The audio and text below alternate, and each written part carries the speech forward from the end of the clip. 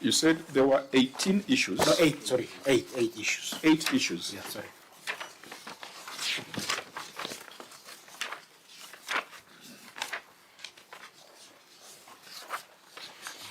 Yeah, so, Governor, because we didn't get to interact with you at the initial responses, where we took only the written responses, you would expect that senators might go back to the financial statements. I hope you have the financial statements. There could be some clarification that would be necessary from the financial statements. I think let's start by asking, who is the receiver of revenue in Homa Bay? Who is the designated receiver of revenue?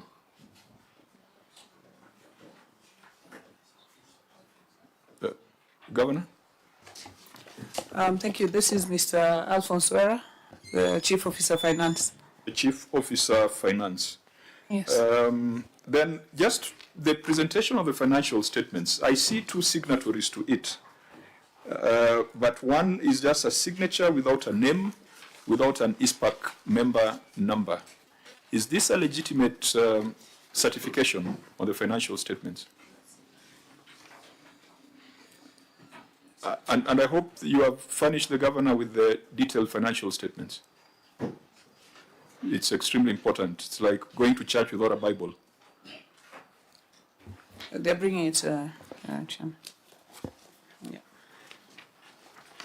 I think this is just an observation. I probably wouldn't make a big deal out of it, even though we have taken a view that if you're a professional and a member of a professional institute, you must comply with the standards within that space. Governor, have you observed the problem? Yes, I've seen this, Chairman. And I think so who's that second signatory, where it's just a... You remember we were together in Okoa, Kenya. We were told that our signatures were not valid. So you've got something that looks like an elephant there, without a name, without an ISPAC member number. So if we want to refer someone to ISPAC, how do we make that referral? Chairman, I think this should have been properly signed. The signature here, I am advised, is the head of accounts, who is a CPA and with a full ISPAC number. So he should have put his name and his signature on it. So if you have some referrals to make, what is the name, full name of this signatory? It's called Stephania Okelo Sita. And ISPAC member number? He has to put 30278. Be on record.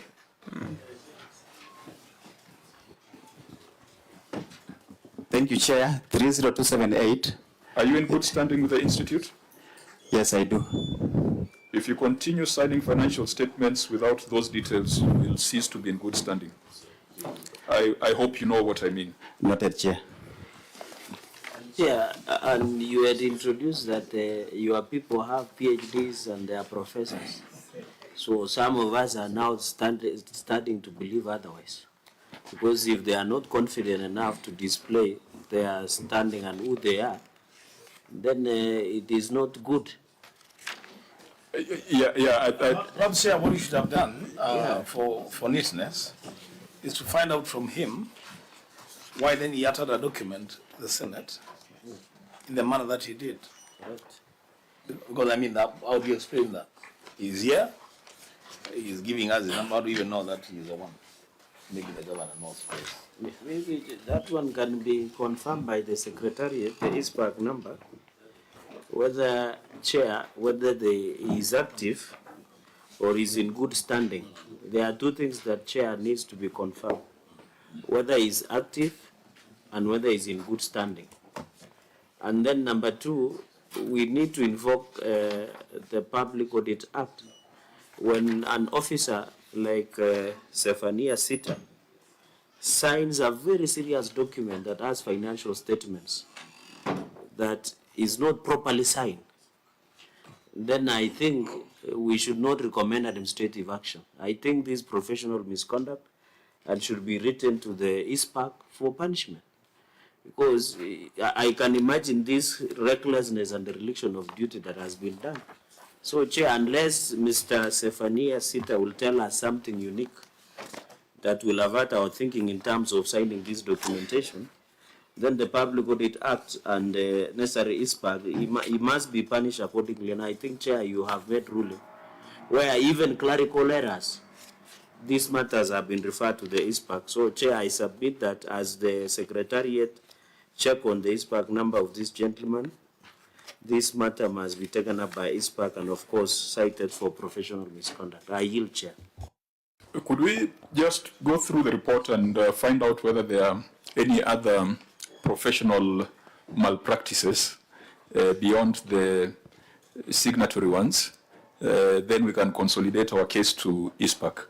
But I think that's an observation that if there was some keenness, the auditor ought to have raised it and it should have been arrested at the management letter level.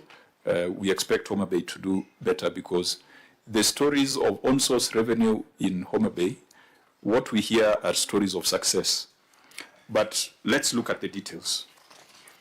So, OAG, why don't we start by looking at the systems environment? I think the governance environment. Governor, I've had someone introduce themselves as a chair of a board. So maybe before we go to the systems, you could just let us know, the governance structure. So you have a receiver of revenue, you've got a board. How is that, how is that structured? And maybe we can pick a lesson or two from there, which you can share with the other governors. Thank you, Chairman. And maybe I'd like to thank you and congratulate the committee for coming up to date, because I know it's not easy. I know the number of hours having sat in PIC it takes to just get to up to date 23-24. So congratulations, Chair, and we are proud that to be associated with you, Chair, as Homa Bay County. But coming to the question of the structure of how we do our revenue collection, so we have our receiver of revenue, who's the Chief Officer for Finance, and we also, in 2023, did pass a Homa Bay County Revenue Board Act, and we constituted a County Revenue Board chaired by Dr. Konyango, who's here with us, and they are the ones overall responsible for collection of revenue, the administration of revenue collection. It is a board of 7 members. There's 7. Yeah, it's a board of 7 members with us. A CEO of the board who is also the director of revenue in the county. So what they do is, apart from running, they're a part-time board, so they run revenue collection, and we convene every second Thursday of the month. The board convenes all of us, the entire, myself, my TCs, and the chief officers, to review the revenue collection. So in terms of structure, we have the Revenue Administration Act, we have the Revenue Board Act, and then we have the Finance Act. So that is the structure that we use for purposes of revenue collection, Chair. So the receiver of revenue is also a member of that board. Sits in that board. In terms of forecasting for on-source revenue, is that done by the board or that is done by management? This is done by the board in consultation with the management. So it is done by the management in consultation with the board. Because one of the concerns that we had noted earlier is that you had a budget of 2.3 billion on-source revenue. Of course, it was revised along the way, and you achieved 1.2 billion.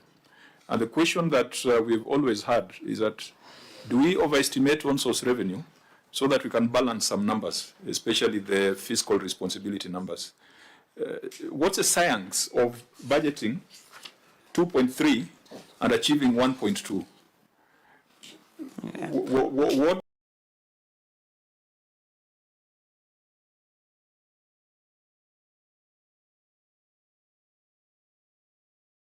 What is that outlier event that you are anticipating that would grow your revenues by 2 billion in a year? Chair, before the governor responds, Senator Sifuna. perhaps she was anticipating some sort of pandemic in Homa Bay.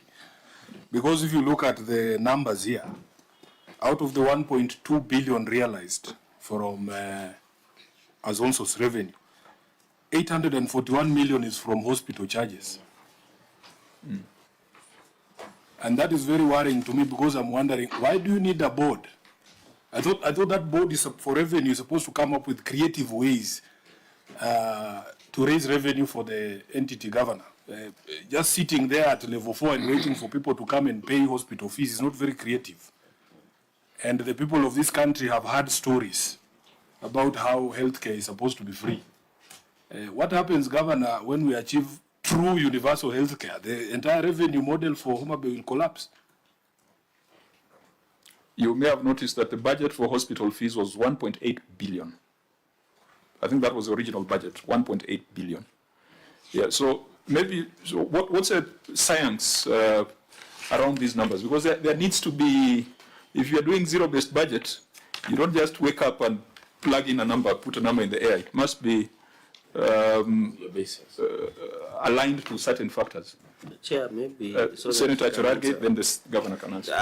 I want to agree with Senator Sifuna because, and you know, we have passed Facilities Improvement Act, which now separates the revenue that goes to hospital.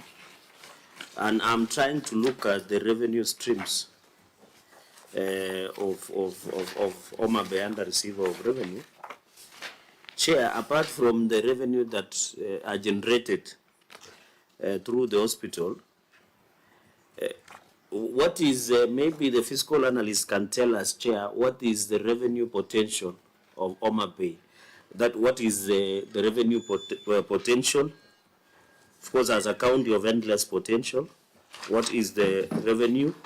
Number two, Chair, these revenue streams looks like they have not been harnessed, and the projection that there has been consistency in trend analysis looks more cosmetic as opposed to real on what is happening in terms of harmonizing.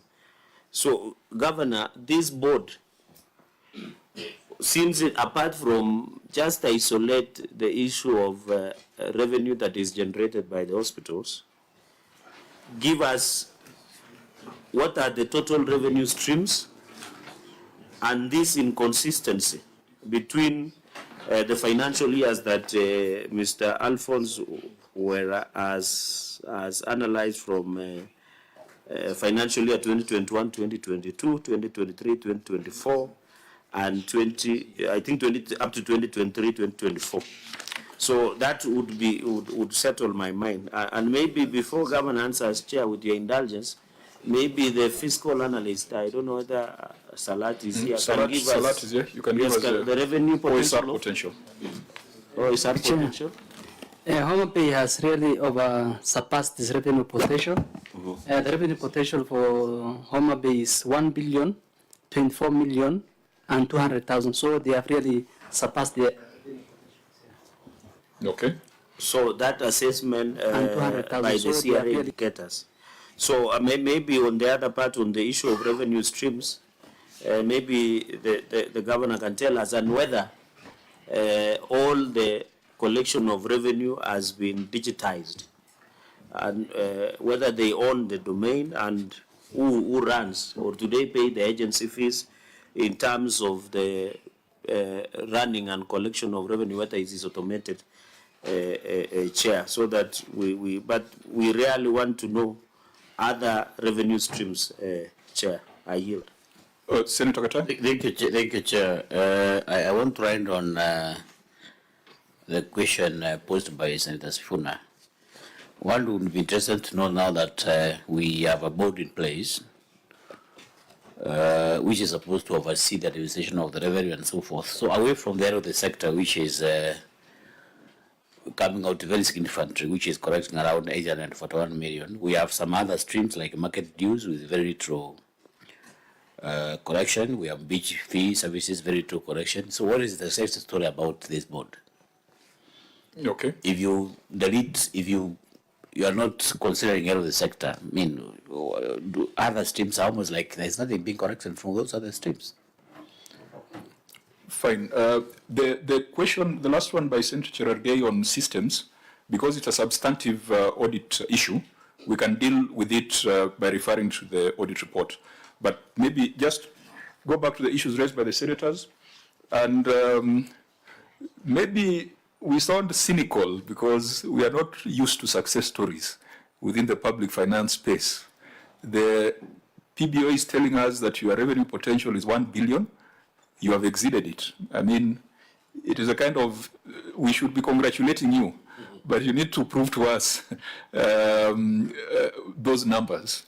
Your revenue potential is 1 billion, but you had a budget of 2.3 billion. That also brings to doubt the projections from the CRA, because if Homa Bay can project 2.3B and they are doing 1.2B, unless those projections exclude hospital fees, because there's a conversation around hospital fees, whether they should be here, and yet you've got facility improvement financing, which should segregate the numbers. But Governor, you may respond. We are happy to listen to a success story.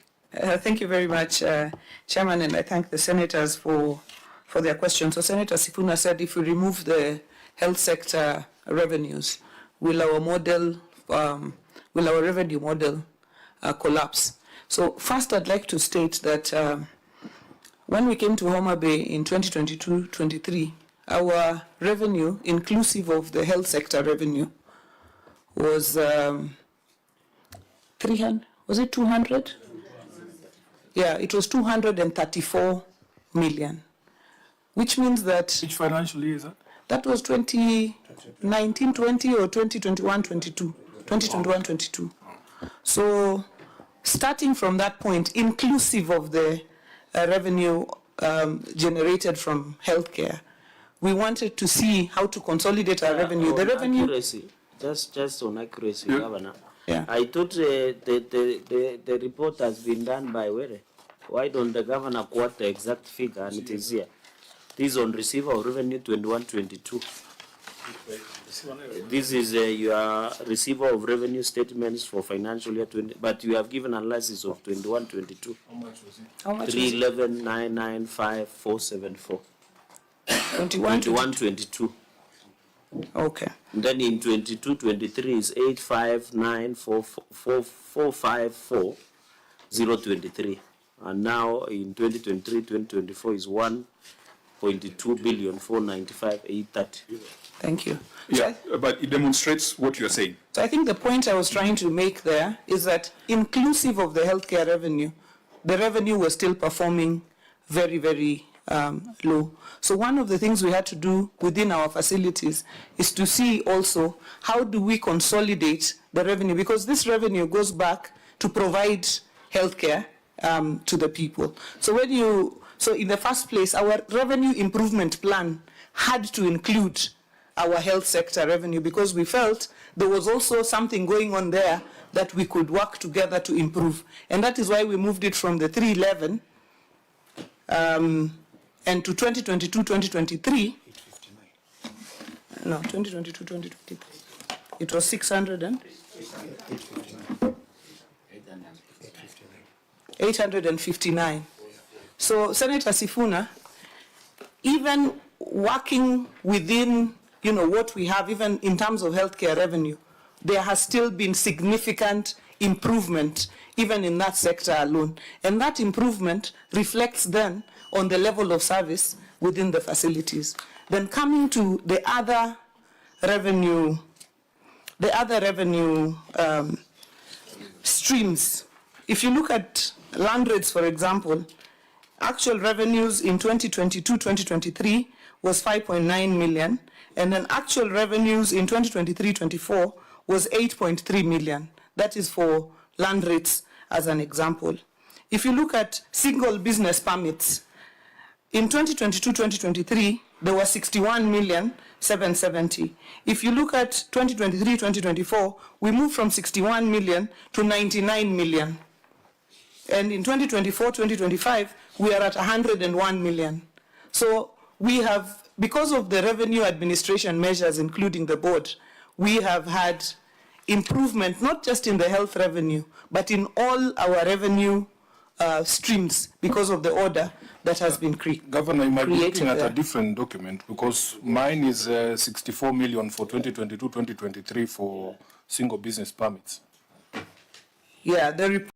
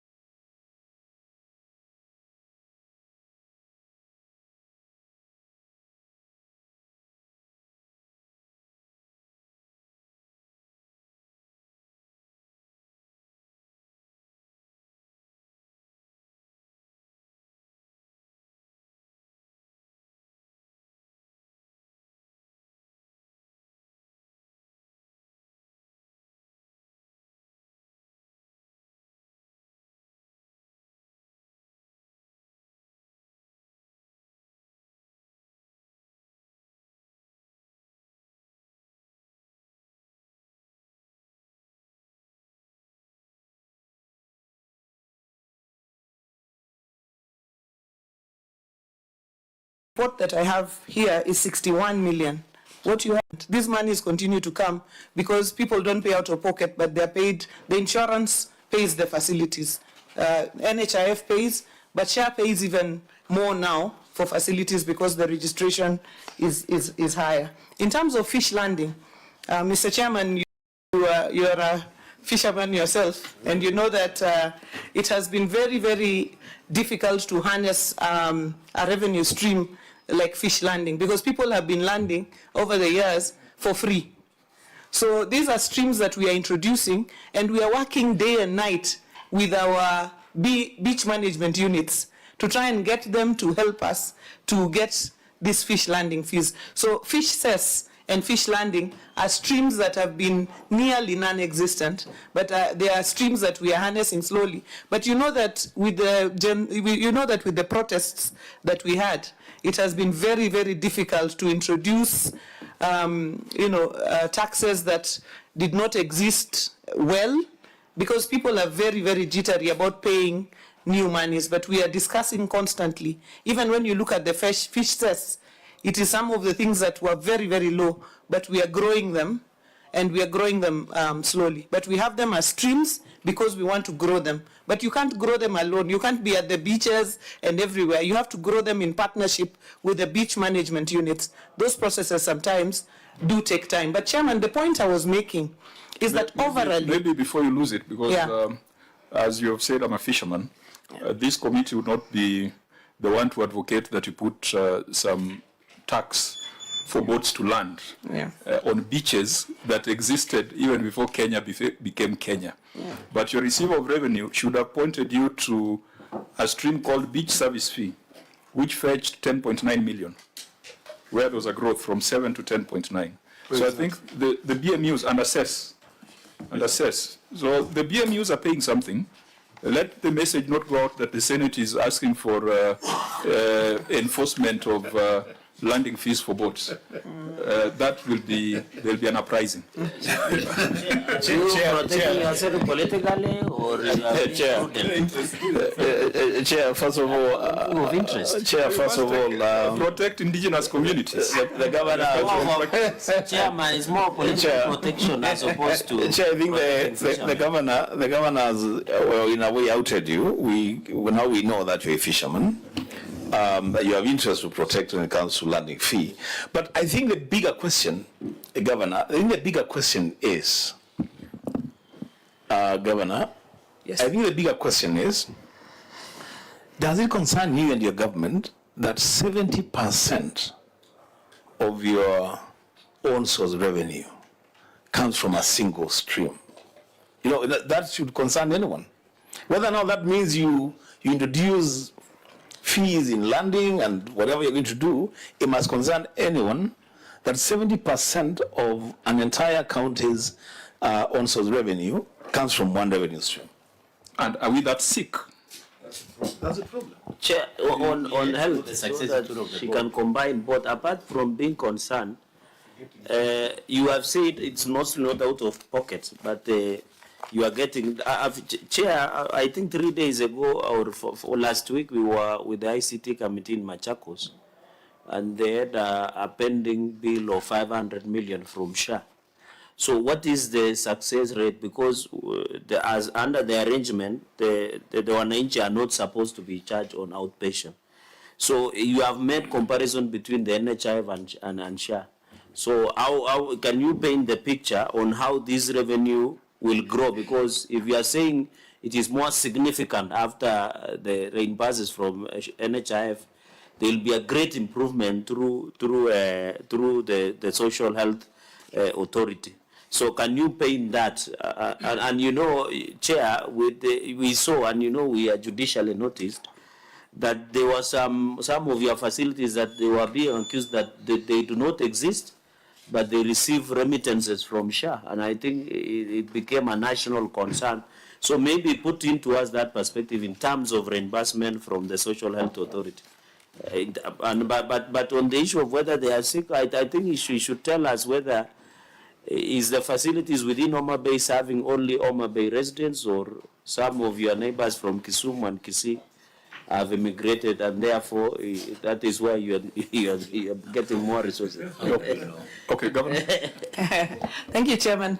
Chairman, I think I just wanted to state that the growth in revenue within health is become as a result of tightening a lot of things within the sector, the health sector, and also putting our eyes as a government on the health sector revenues and making sure that we have no leakages there, and that the facilities are facilitated to be able to make their claims and do everything. And we're also registering. We moved our registrations, for example, from 6% to 19% when we were still in NHIF, and now to 49% when we have moved to SHA. So that has been the push. Are we concerned that 70% of our revenue is from health? Yes. We want to diversify our revenue streams. So we have been working, for example, on our land revenues, digitizing of our land records and linking it up to the revenue system. And that also I would like to answer Senator Cherargei, who asked, do we have a digital system? Do we have all our streams onboarded on the digital system? Yes, we have most of our streams onboarded onto the digital system. Land was one of the later ones, but land in the last couple of months, we have also been able to now link up land. So one of the streams that we are putting all our eyes on in this coming financial year, is the land rates revenues, because these are revenues that are there, and if you go after the owners of the land, then they can be able to pay both the arrears that they hold and also the current revenues. That can be able to push. We have pushed a lot our single business permits. As you saw, we have had quite a bit of growth from about 64 to 101 million within one financial year. That's no mean feat. Remembering that Homa Bay is a rural village county, most of the towns are in the rural areas. To try to get SBPs to that extent also took a lot of work, digitization, digital invoicing, so that people are able to pay up for the invoices. I wanted to respond to the question of SHA and the facilities that were said not to have existed, and I think it is very clear that in naming of places, many areas have the same name, and in this case, we had a facility that we are yet to open in Nyandiwa in Kasipul constituency. It is a dispensary. And then we have Nyandiwa Level 4 Hospital, which is in Suba South, which is a facility that has been in existence since the 70s. So apart from the political spin that the issue got, These are two distinct facilities, and recently we received the Health Committee of the National Assembly that came and saw both the facility in Kasipul and the facility in Nyandiwa, and the kind of work that the facilities in Nyandiwa has done, even with the FIF, they were very, very impressed at the improvements that have taken place in the real Nyandiwa. But I think there was a political spin to it. I just wanted to make that clear since Senator Cherargei raised it. So the question of are we that sick does not really arise. I think people get sick and go to facilities, but the reason for increase of revenue is very, very deliberate. Very, very deliberate in terms of getting our revenue collection and administration in order. And Chairman, there was a question you asked earlier about how do we project, and I wanted the chairman of the Revenue Board, who's also a long-standing, retired from KRA after serving there for over 30 years, to maybe just make a short response of how do we project our revenue and how did we result in an over-projection that fell short. Okay, before that interjection, let's hear from the Vice Chair and Senator Sifuna. Yeah, thank you, Chair. I'm looking at note 12, and I got interested on this revenue stream on conservancy administration, which increased from 1.2 million to 12 million in 2023-2024. And when I look at page 11 of the statements, that conservancy administration, the major increment was as a result of liquor licensing. That is on page 11, up there, which increased from 350,500 to 10.9 million. What was happening before, Governor? Does it mean that there were no licenses or liquor licensing in 2022-2023? So much so that maybe because of a law or just enforcement, we got this increment from 350 to 10.9 million, just for my curiosity, Chair. Okay. Senator Sifuna. Yeah, Chair, first of all, Governor, the SHA itself and the Ministry of Health has admitted that there were ghost facilities that were actually receiving payments. So it is not very fair to say that it was just about politics. The government itself has admitted that there were facilities that were getting payments from SHA that do not exist. There was also a list of facilities that was put out, that was banned. And one of the things the ministry explained is that people are registering names of facilities that are so close to each other. That is how they are facilitating the fraud. So the suspicion of Kenyans really was to seek answers, not to say that it was about politics. But I wanted to understand, ordinarily, just for the perspective of people who are not fishermen like the chair, how much do you charge for these so-called landing fees? Because I want to understand something, Chair. How much is it? Okay, as the Governor responds, I think we, on the efficiencies or inefficiencies of SHA, the person who should be sitting there is Aden Duale. Unless, Governor, you want to defend Duale's issues, just deal with your issues in Homa Bay. To avoid a very broad conversation that will take us to an area where you do not have subject matter expertise. I think what Senator Sifuna said is a fact, and it is not only happening in Homa Bay, it's happening across the country. I think for SHA, let's go back to how your numbers will look like with the introduction of SHA. I think that's an important thing for us to understand from Homa Bay. Chair, you made me forget one other thing. In the disclosures themselves, if you look at note number 8, which covers the hospital fees, Governor, you have attributed the bulk of the money from, in terms of the income for the facilities, to payments from insurance and SHA. Now, you have only disclosed level 4 hospitals. Are you saying these are the only hospitals that are paid by SHA in the county? Do you have any other levels of hospitals? And where is the revenue from those? And I think what we have seen in that kind of disclosure is that you indicate whatever rebates came from NHIF, whatever rebates came from Linda Mama when it used to be there, and whatever was collected from facilities. In this case, you have not provided that breakdown. So it's very difficult to establish the facts around what you had said. Could you deal with the liquor licensing? I know this committee has processed that matter in the past, but just put it on record. But help us understand, now that share has been introduced, because people think that there'll be no payment at the hospital, but then there are certain rebates that are coming. Will those rebates come back to the 800 million that you have been collecting previously? And then we'll allow the chair of your board to tell us about the budgeting process. Thank you, Chairman. In terms of liquor license, you remember, Chairman, our first meeting in KICC, one of the things we were put to task on is whether we had mapped our facilities and whether we were, ready to push an improvement in that particular revenue stream.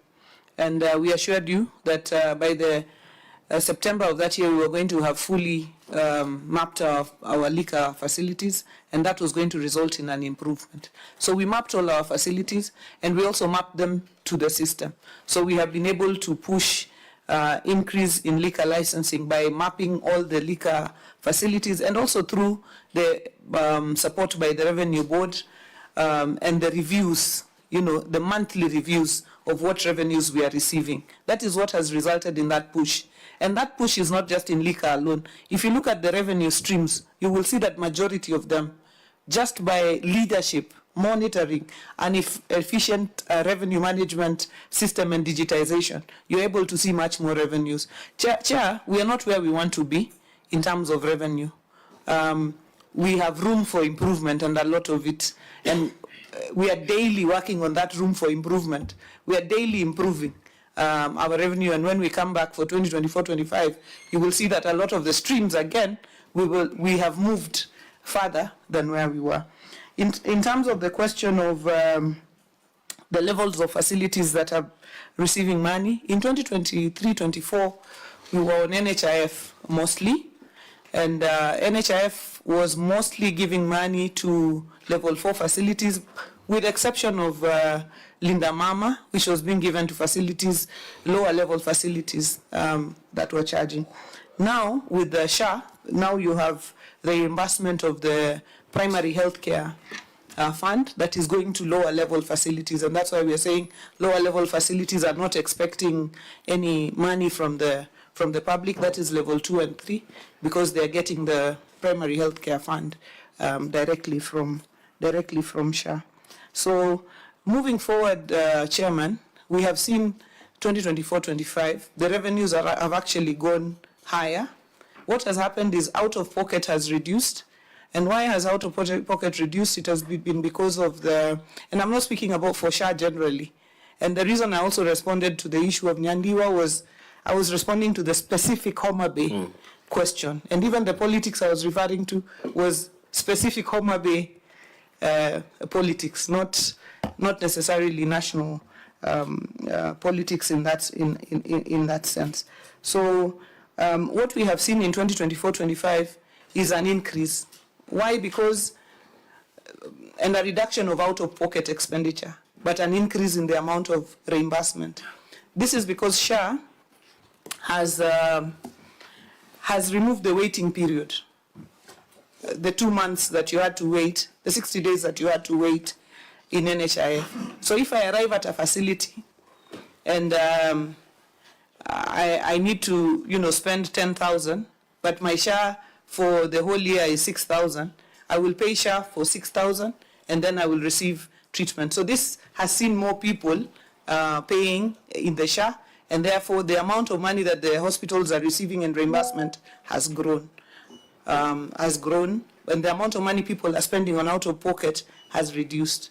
Not for any reason, just because people can pay immediately and get services. The viability of that, or the question of its sustainability and so on, I think that's what you said is a different question, and is a question to be answered by a different person.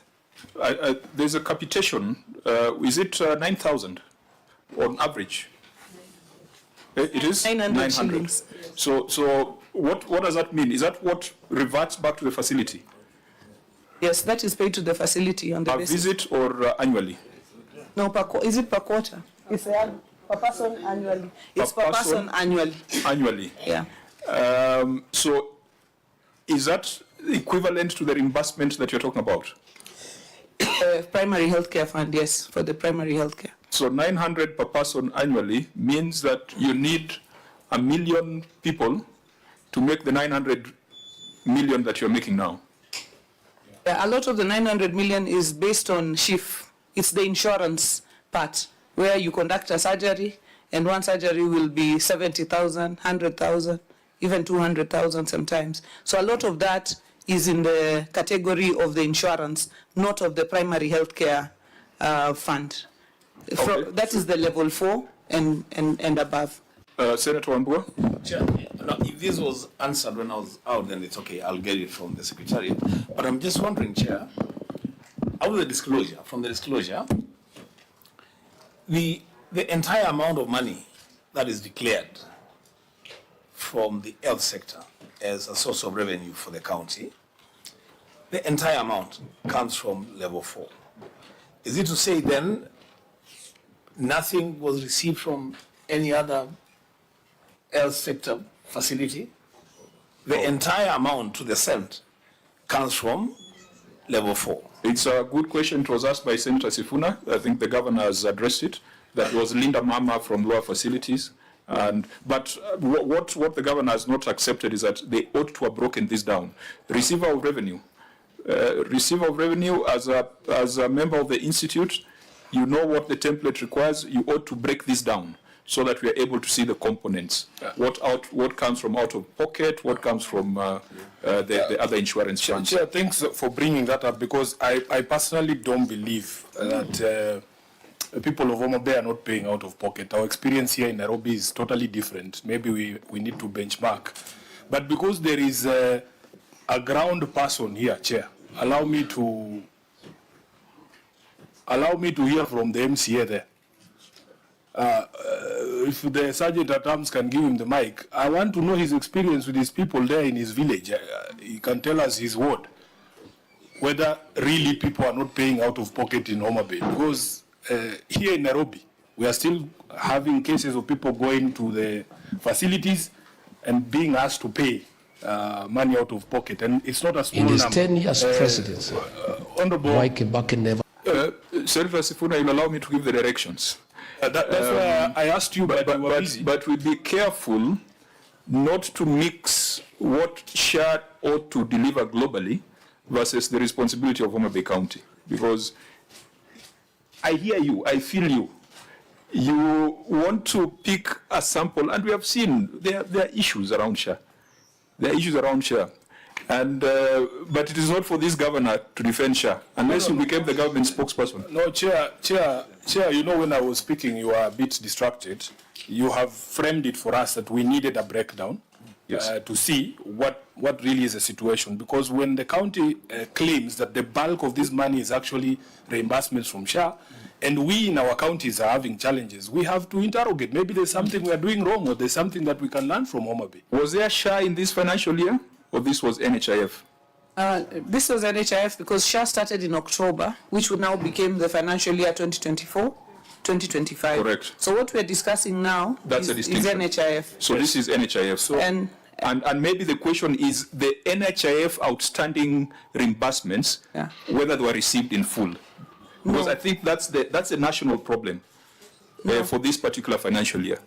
No, Homa Bay is owed over 100 million in NHIF claims that were not fully given to us. So ideally, this should have been at least 941 million, if the 100 million had come. If the 100 million had come in, yes.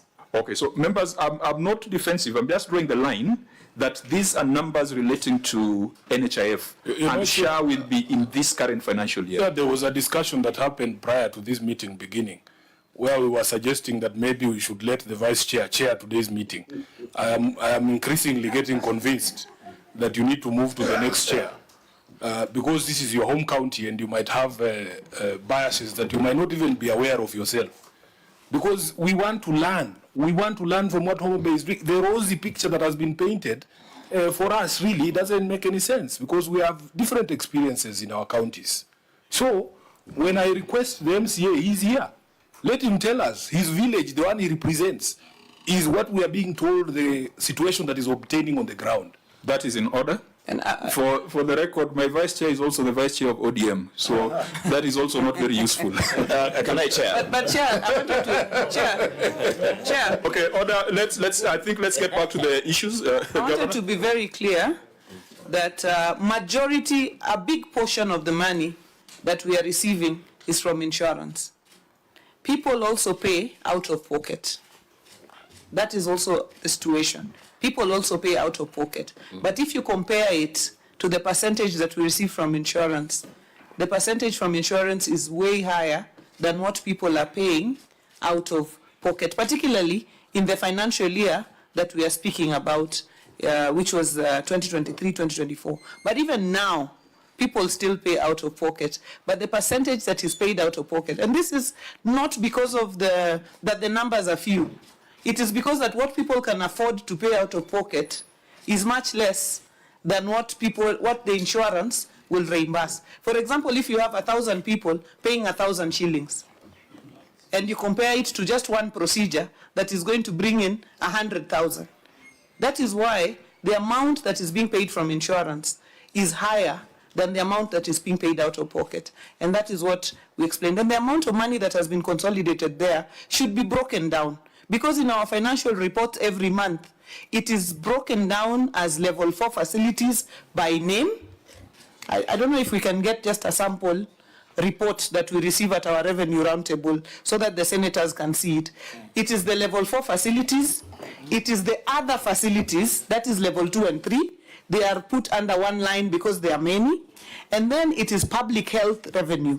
And then in that report, there is FIF, and then there is what the insurance is going to pay. There is the money that people are paying from their pocket, and then there is money that is paid over. So, Governor, to help you, going forward, we must demand on that. We must demand for that disclosure.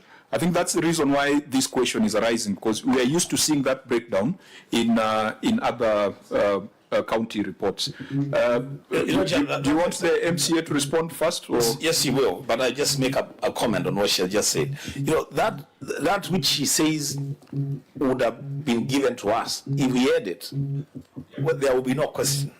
But you see, we don't have it. What we have is a disclosure of 841, all coming from level 4. We can only engage with that. We cannot engage with what we don't have. Agreed.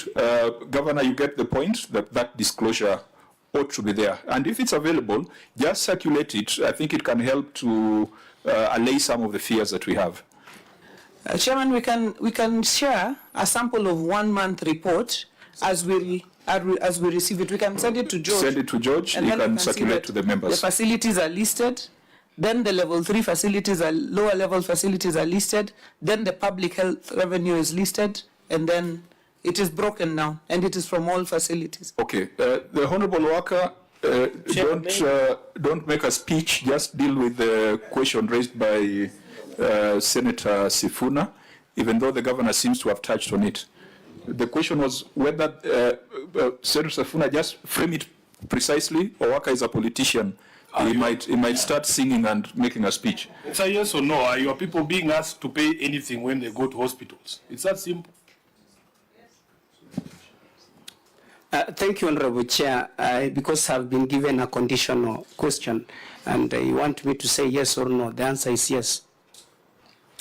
Thank you. Yeah. And I think the governor, you alluded to it. Yes. So some of the things we are hearing in the political platform might not be factual.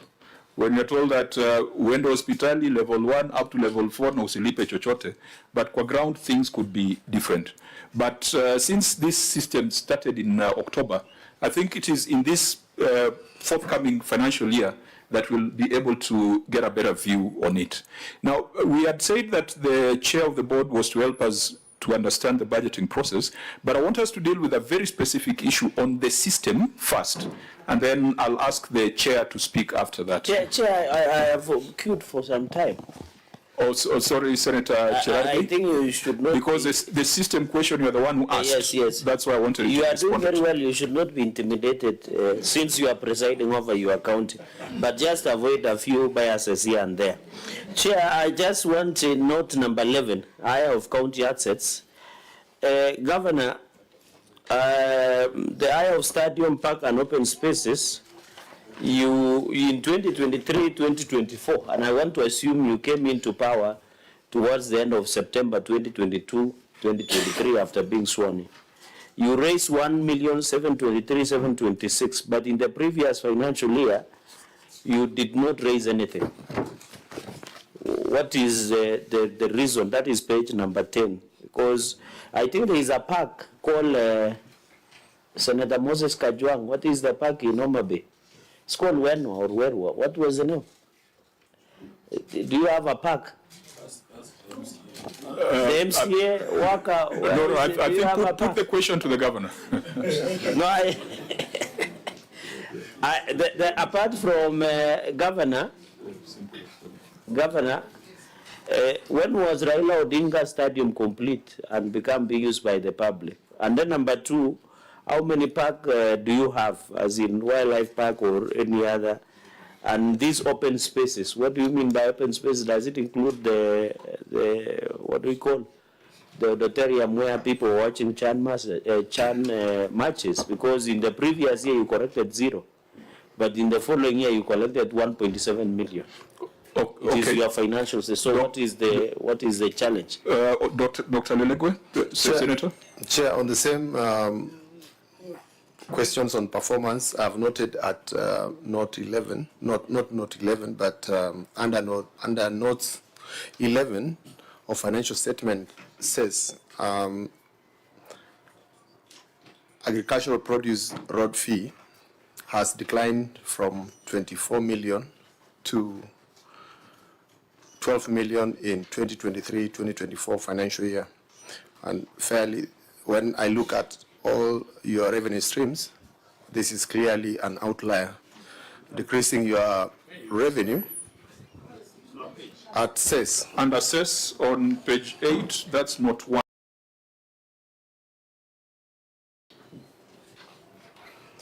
Page 8 at the top there, and note 1. There's a decline by 50%. And when you look at your other revenue streams, most of them has registered positive growth. What might be the reason why at 2023-2024, there was a 50% decline on the agricultural produce road fees? Governor, let's deal with these issues very quickly so that we move to the other issues. Thank you, Chair. Chair, in terms of the stadia, and I think Cherargei has left, but I'll just just respond for the record. The Raila Odinga Stadium was opened in July 2023, 1st July 2023, which means that the year 2022-23, it was not in operation. And when we opened it, then we got some teams that were now playing, like Shabana, that gave us the revenue that we raised from the stadium. The other open spaces are like the Governor's Park, and now we have an arboretum and also the amphitheater at the lakefront. We will be able to collect some revenues there for weddings and other things, just activities and events, but not for individual persons using the facilities.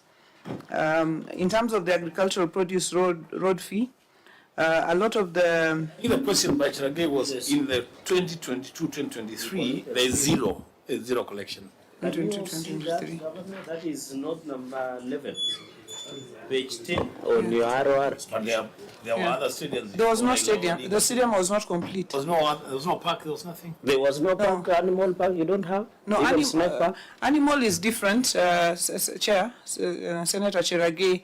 The Ruma National Park is the game park that we have, but we do not receive any revenues from it because it's a national park, not a game reserve. So the revenues go directly to Kenya Wildlife Service. So there was no stadium, there was no park, there was no open spaces? That is how much work we have done in the time we have been in office. Okay, Governor, let's proceed a bit faster. The agricultural produce road fee. Here, Ndiwa Sukari, which is the main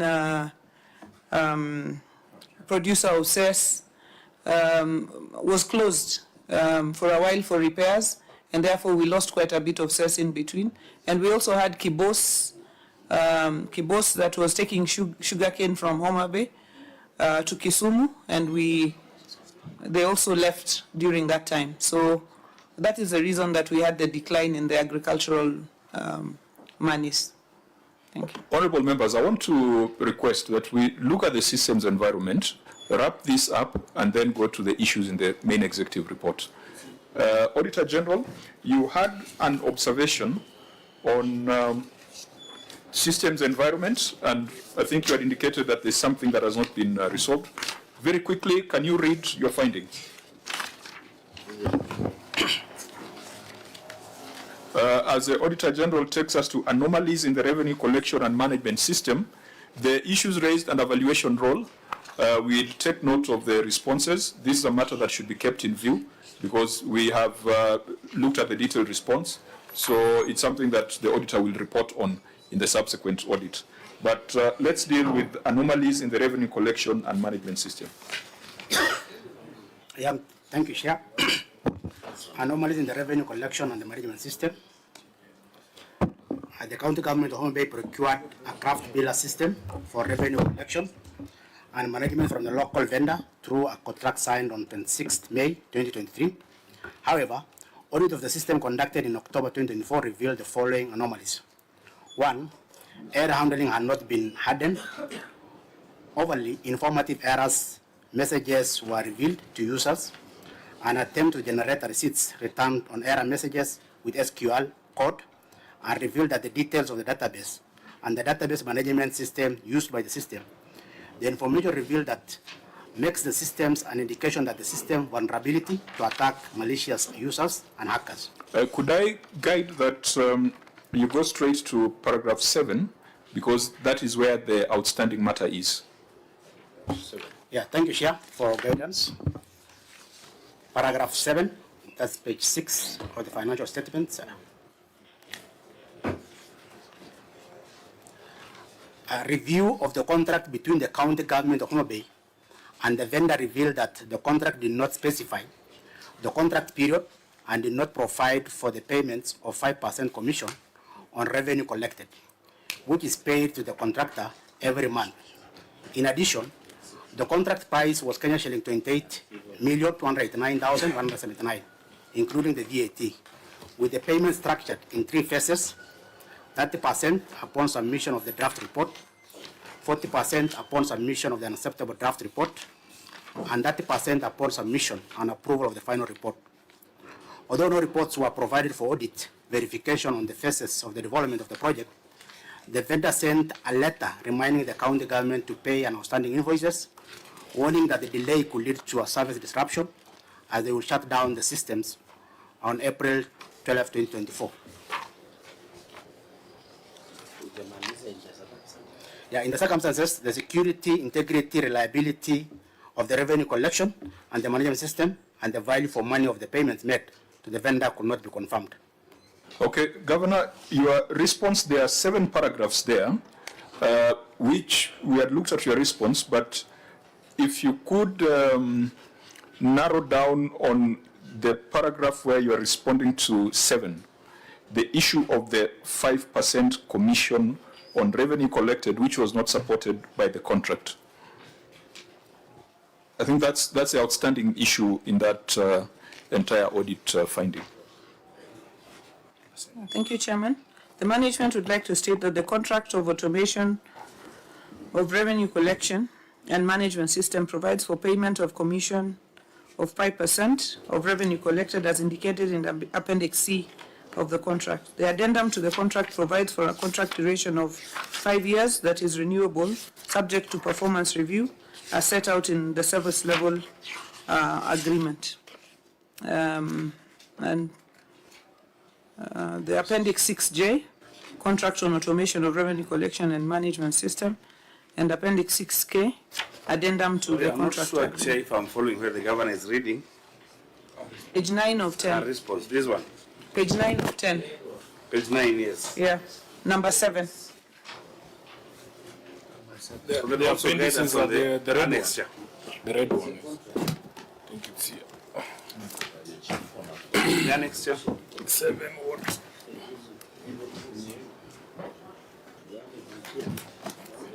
Appendix. So, Chairman, the annexures are 6J and 6K.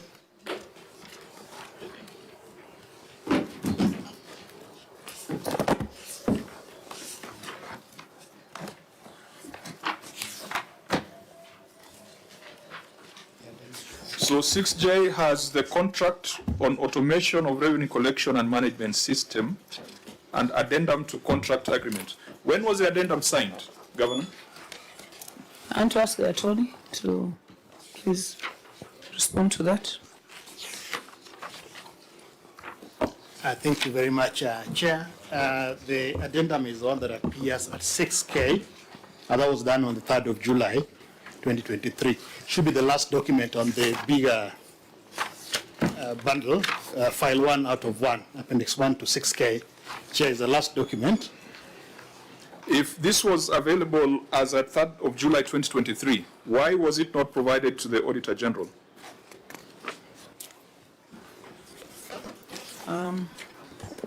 Because this is an observation that was in the management letter, was in the draft certificate, and was in the final certificate.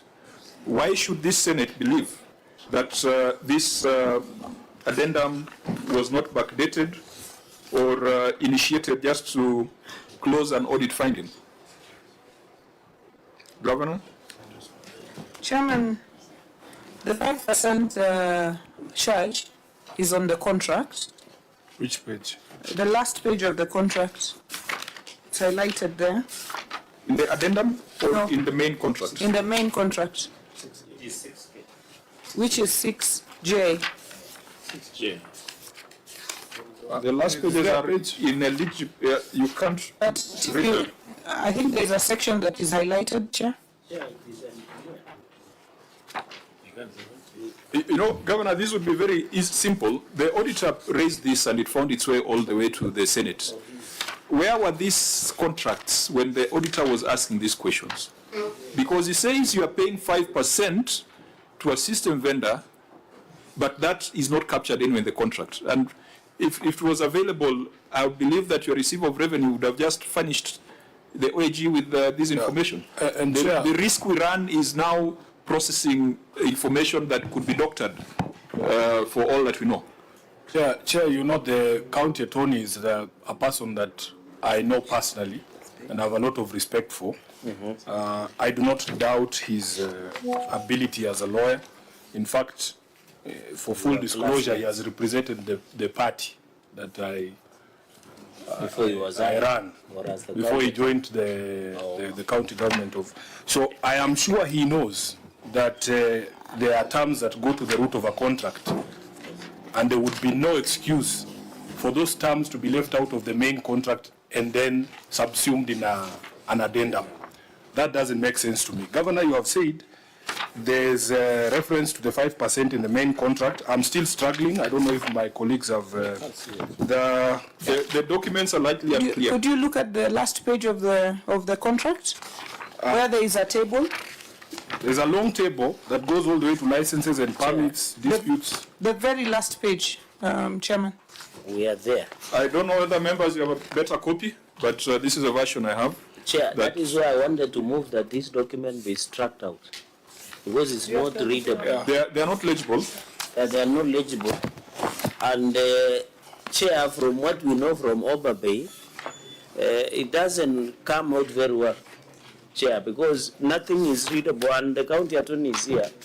If we cannot read, Governor, how can we assist in interrogating? How are we supposed to read this? Maybe Sifuna can read if he has a better eye. Chair, can I just guide? Yes. If you go to the addendum to contract, and you see, because we are all grown-ups here, we can agree when mistakes have been made and corrected. if you go to the addendum, which is 6K, Honorable Chair, 6K, the addendum to contract agreement has recitals. Those recitals, I believe, are laying a historical foundation for the addendum. And it acknowledges that at the time of execution of the contract agreement, the parties were yet to agree on the contract period. This is 6K. The second last Page whereas. 2 on 1, 2, 3, 4, paragraph that appears at number 5 there, paragraph 5. Not the ones, the whereas, the recitals. Yeah. It says, at the time of execution of the contract agreement, the parties were yet to agree on the contract period and therefore did not provide, therefore, in the special conditions of contract. Yes. You are acknowledging that such a fundamental issue as the time of, or the contract duration was not agreed upon. And then you go to say that this addendum is necessitating the provisions that follow there, including the contract period and the other terms there. So you can say it was an oversight in the initial contract, or it had not been agreed as your document itself is saying. Chair, the point I was making, Chair, was that the 5% commission was part of the original contract. What was not contained, what is contained in the addendum is the period of the contract. But Governor, we can't see it. Okay. Chairman, can I be allowed to provide this clear copy of the contract? You see, the challenge is this, Governor. We are not this auditor was in Homa Bay. Yes. And asked that question and captured it in the management letter and captured it in the draft certificate. It was not responded to. What is a justification that today in Nairobi it is being responded to, and yet it wasn't done during that audit period? And I think that's why part of our recommendation was administrative action on the officers who failed to provide the documentation on time, in the event that the documentation existed. Was there any administrative action taken? Chair, and in addition, to be fair to us as your members, we are not reading anything. So even if the governor refers until cows come home on the aspects of the contract, we can't read. And a number of us are legal experts, Chair, and we really wanted to get into the substratum of the issue. So how will we assist the Chair to be fair? Yeah, Chair, finally, yes. For the benefit of the people of Homa Bay, I think the most critical thing is the cost that the people of Homa Bay are incurring. Governor, I cannot believe personally that such an important matter would not be contained in the document itself in a more prominent manner. Because anything, even if you are buying mandazi, the first thing you ask is how much is this thing? And the contract has to provide for it. So it is unbelievable. And as I said, I have a lot of respect for your county attorney. If mistakes were made, we can just own up and say there were mistakes. But Chair, this is more than a mistake. Eh? Because are you saying, through the Chair, Governor, are you saying that the 5% is provided for on the last page of? Yes, the 5% is provided for on this contract where it says summary of costs. And Chairman, if you allow me, I would like to table a clear, I would like to apologize for the document not being clear, and I would like to table, Chairman, if you agree for your purpose, a clearer version of the contract document. It's 9 copies, so that it's is enough. Sometimes you are constrained to take new evidence at this point, yes. But because you are quasi-judicial, maybe first table it to the clerk and then we'll take a view. But you see the point. But does it mean we don't interrogate that aspect? Because no, we definitely would, because in line with Senator Sifuna's query, the first page of the contract agreement talks about the 28 million. Correct. So the curiosity is why the 5% was captured in an appendix on the last page of the contract. You see, that's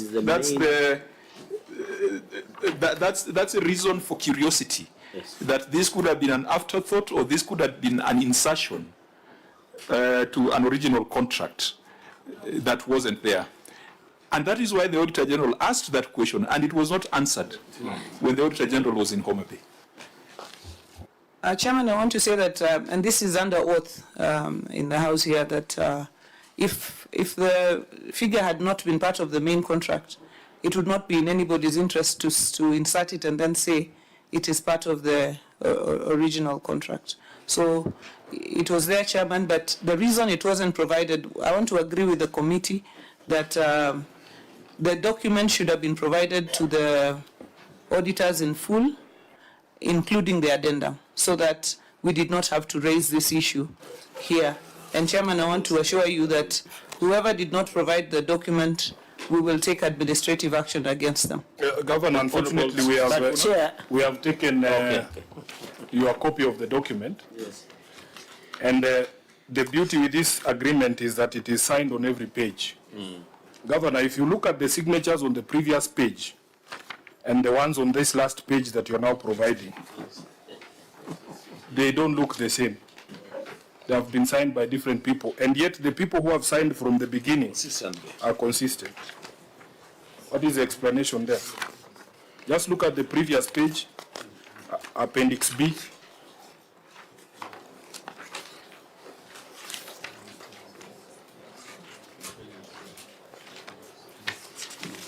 The document, the page you are looking at is the Appendix C, Summary of Costs. Just flip one page back to Appendix B and look at the signatures down there.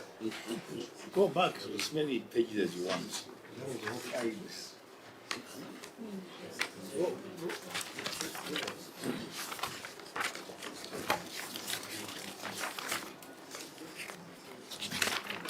There is one distinct signature on Appendix C that is not on the other pages. Yes. This one that looks like a millipede. I can see you're still traumatized from the BBI days, yes. But No, that was Okoa Kenya. Okoa Kenya. Yeah. Governor, would you quickly respond to that? I think it's a valid observation. I want to ask the attorney to respond to that.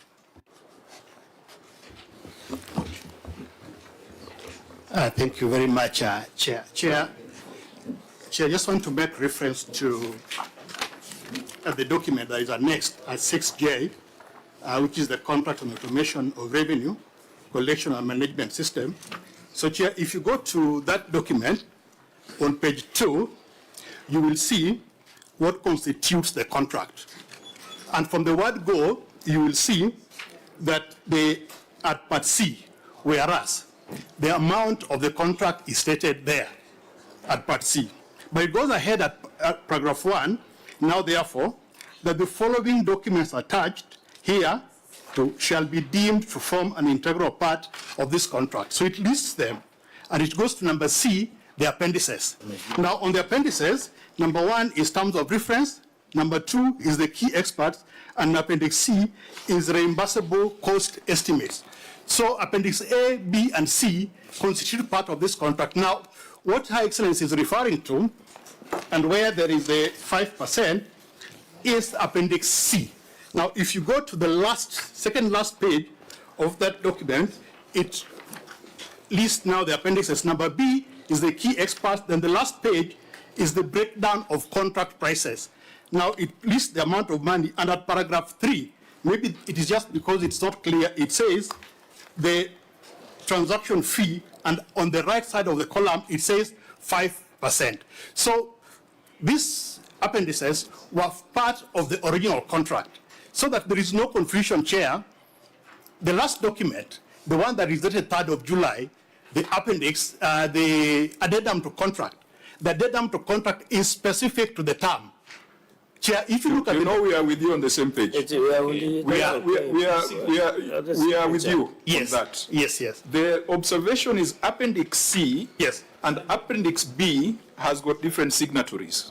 Maybe that's what you need to Chairman, address yourself to. can the signatory himself address himself to that, who's the Chief Officer Finance? And it would also have been very useful for Appendix D and E to be availed, so that we know whether they've also been signed, because they form part of the contract as Attorney Orego has said. I think just before the expert, what was the term? The signatory. The signatory. Receiver of revenue. Governor, just allow me to help you. This is a legal question, and I think you should allow your county attorney to explain to the Senate how it is possible, because all these documents he has run through are one contract. It is not possible for sections of the contract to be signed by Wambua, then Cherargei signs C, and then Sifuna signs B. I want him to first say that himself as a professional, whether it is possible for individuals to pop in and out of contracts when they have not been part of the entire thing. Chairman, I wanted that to be addressed by the signatory to the contract, if you allow me. Very well. So that if there's any legal question, the attorney, there's an explanation that he has given me, but I want him to just give it to the Senate. Okay, please. Thank you, Chair and the committee. My name is Alphonse Vera, Chief Officer Finance and the Receiver of Revenue. That is my signature, and I gave the one which is... On the new document or the new one? The new signature. The one that Senator described. It's not new. If we start from the first page of the contract... No. Chair, Where is it on Appendix B? I'll refer to where it is. Where is it on Appendix B? All the appendices, I have done an initial, I've initialized all the appendices, but because that page contains the figure of 28 million, I gave my full signature, which I have also done up. If you go to the fourth page of the same contract, you'll see the same full signature signed on the page where all the officials of the county have signed. That is the fourth page of that contract. So you put your full signature only where money... Where there is money in the appendices, I put my full signature, the same signature that is in page 4. What where I'm about supposed page to 1 sign. where 28 million is mentioned? Sorry? The first page of the contract agreement, where there is 21 million mentioned. 28.289 million. Chair, that table has a breakdown of all the costs. That is why I put in my full signature. Honorable members, does that make sense? Can I ask, the other pages you're saying you also initialed? No, all the other pages have initials on the left-hand side. So these initials, which one, KB, is yours? No, the one that is a cycle. Okay. So I still see it on that last page. Yes, so you're saying you initialed and signed in Yes, I initialed and signed my full signature. And if you go to page 4, where the officials of the county have signed, the Director of Procurement, Chief Officer, and the others have also signed that page with the same signature. So it was there at the signing of this document. I can confirm that. So what's the explanation again? Why are you signing the final page and you're not signing on the other page? What's the explanation? I've signed the page where I'm supposed to formally sign, that is page 4, and then I have singled out this specific page because it has got a breakdown of costs. So, receiver of revenue, when you saw this query from the Auditor General, and you are saying that you put your full signature on it, why didn't you address it and close it at that point in time? Why has it come to the Senate? Why are we discussing it? If that addendum was available, and it was your signature, and it is your report, you are the receiver of revenue. Chair, to answer to that, the addendum, I think we are looking at the main contract, and because... Sorry, appendix, the appendix. Let's refer to the appendix. Yeah, the appendix of the main contract, it's not advisable to have a claim and a counterclaim, but that figure... Receiver of revenue. Yeah. You say that you signed this appendix C. Yes, I did. That has a 5%. Yes, I did. Did you see this observation by the Auditor General in the draft certificate? Yes, Chair, I saw. Why didn't you address it at that point in time?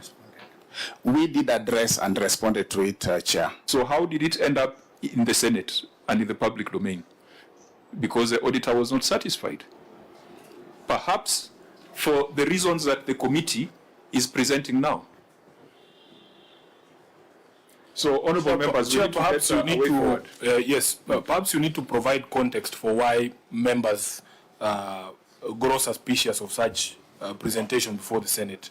There has been a case of a county entity that came here with receipts. You remember, Chair? Yes. And from just a casual observation, you could tell that these documents had just been manufactured to answer or respond to the audit query. And that's why the Chair is saying these auditors, because again, I repeat, I'm also audited. Governor, you know, I'm also an accounting officer.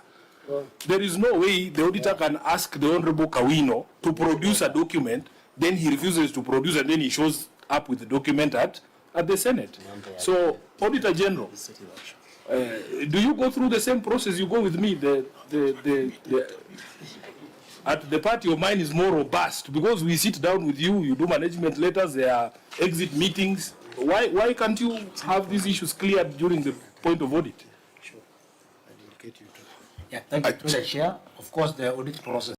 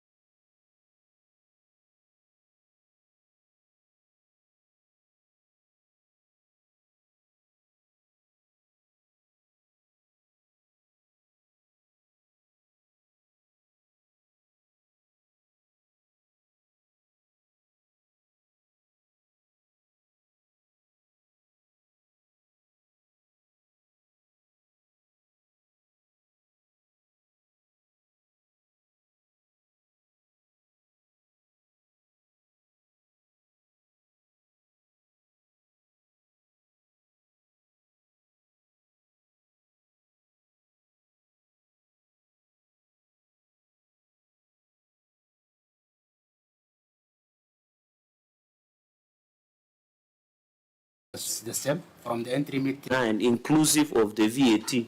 Why were you using two currencies? One, you are using pounds unless maybe the governor will tell us whether this company is local or is it a UK-based company or is it domain is here in Kenya? Because if the contract sum was 28 million, then professional liability insurance with a minimum coverage of that is between 500,000 to 1 million pounds. Why was the inconsistency? What was the wisdom in the drafting of, and we have heard the stories of the signatory, which does not look believable, Chair. What was this inconsistency? And by the way, Governor, can you provide us who are the people who signed, apart from one signatory, who signed and negotiated this contract? Because there is a process of contract, and why the difference between pounds and shillings? This is very unique, Chair. Governor? And this is a problem of not providing documentation at the time of audit, because once it comes to the Senate, it's in the public domain, and we have all the rights to ask questions.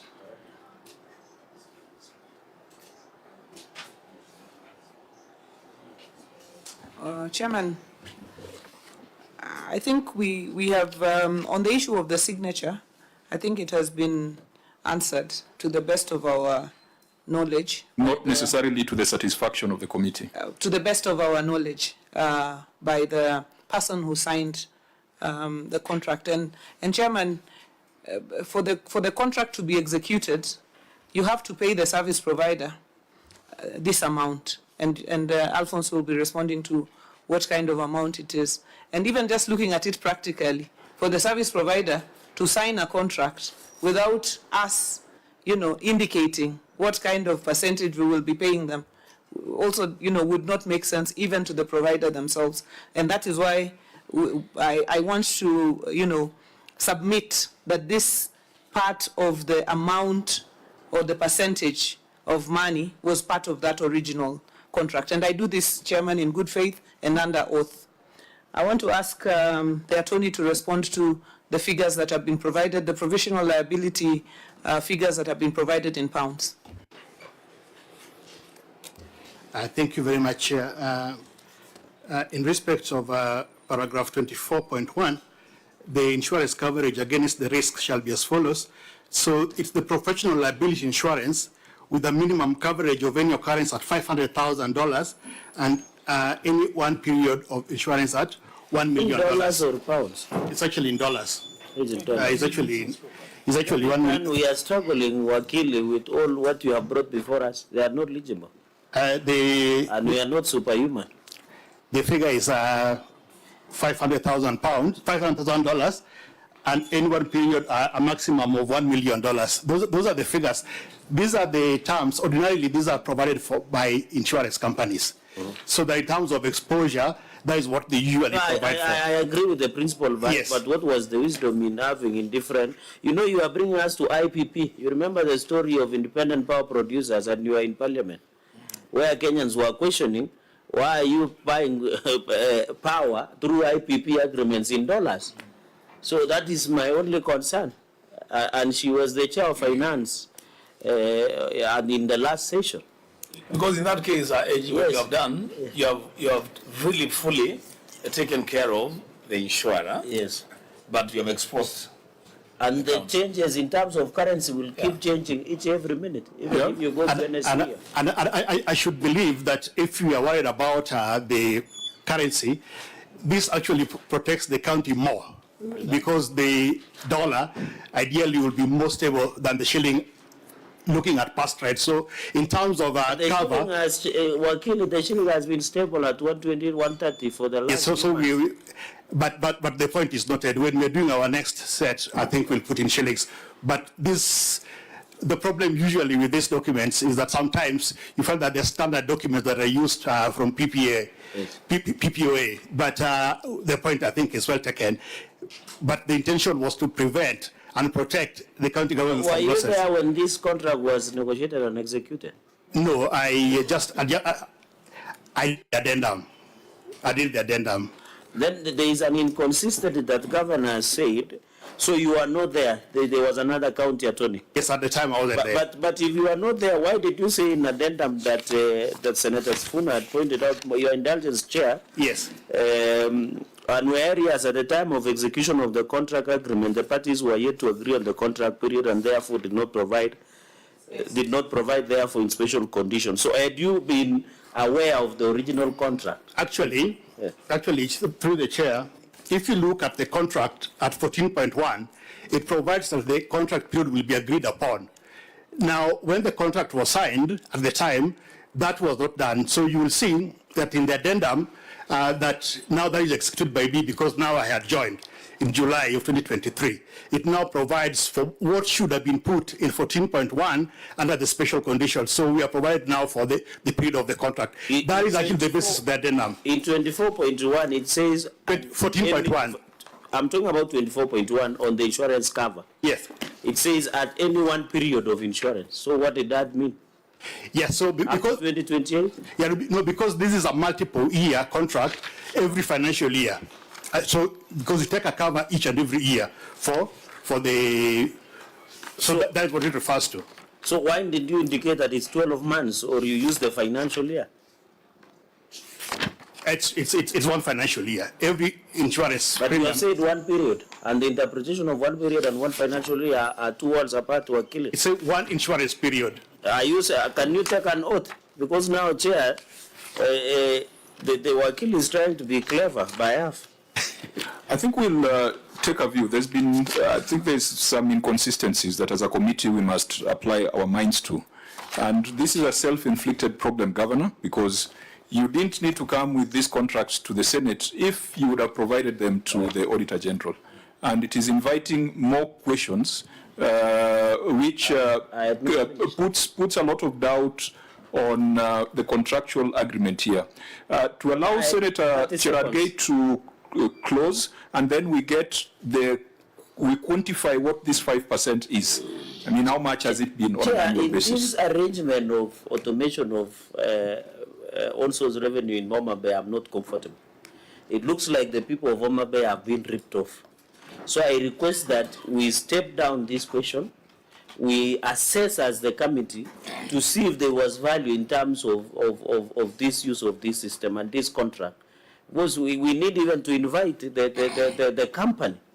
Because in the observation of the OAG, there was supposed to be interruption of services at some point. So we need to know what was, we have seen the agreement, not legible, but we need to study this contract. Because to me, there is a lot of inconsistency between the original contract and the addendum. And the fact that there is difference in currency, there is the issue of agency fees, or is it commission fee of 5%? Can we look as a committee internally on the inconsistencies of this contract to ensure there is a benefit to the people of I think you are giving a way forward, which we can give once we have heard. How much is this 5% that you've been paying? How much is it? Because we don't have a picture on how many streams run through this system and how much you are collecting annually through this system, so that we contextualize the size of the problem.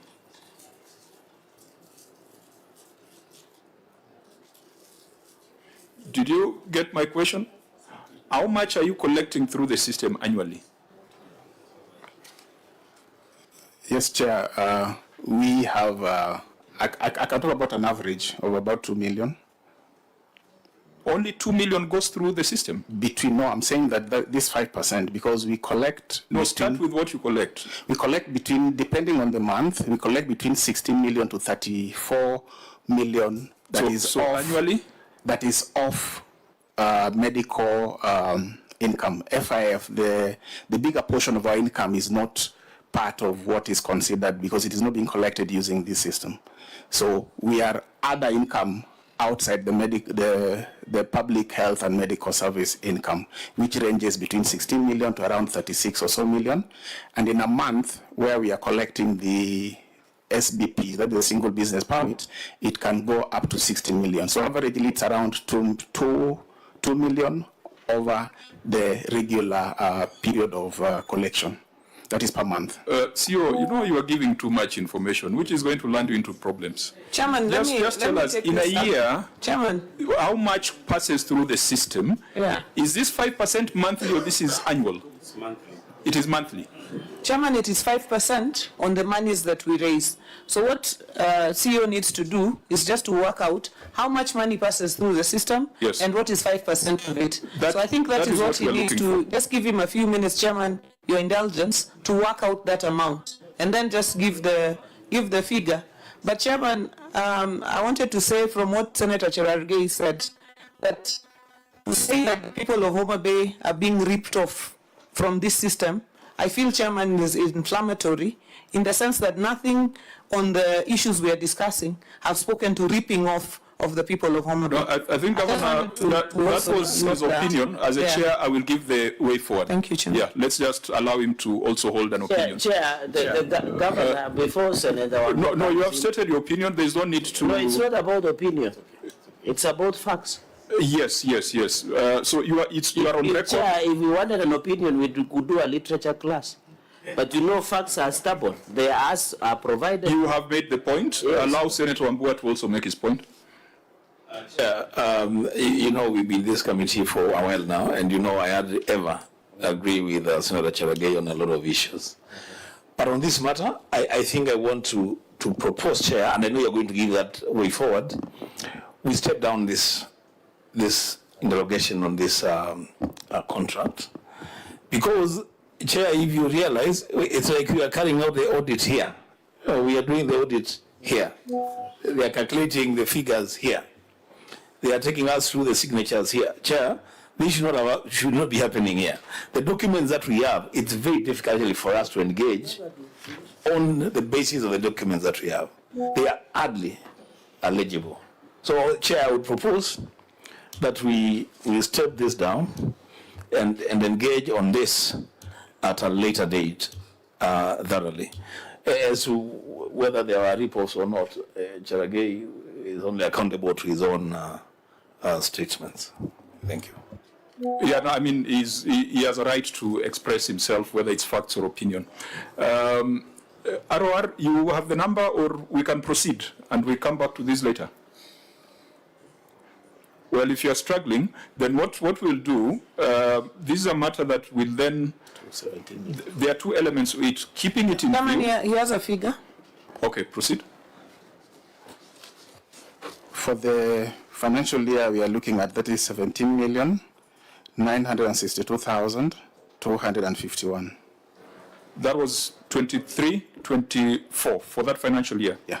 That's the 5%. That's the 5%. Which, if this committee was to reach the conclusion that it was not lawfully levied, then that would be the figure we are citing or referring to the EACC. That is the calculated figure.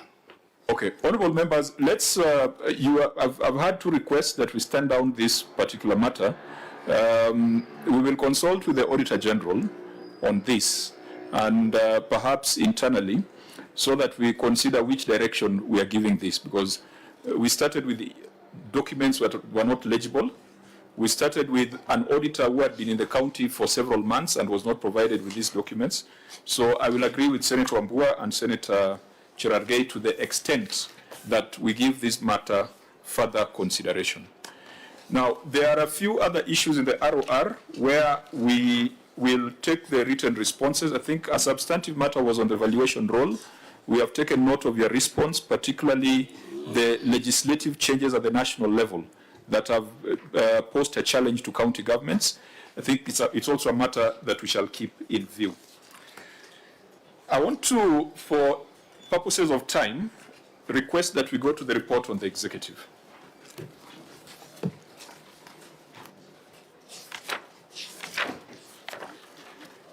The Auditor General has already flagged those issues that are still outstanding.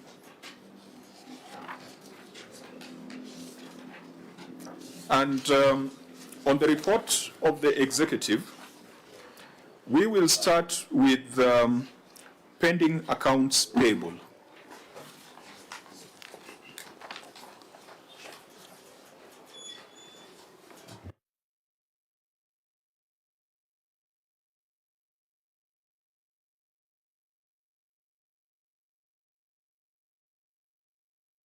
Auditor, pending accounts payable.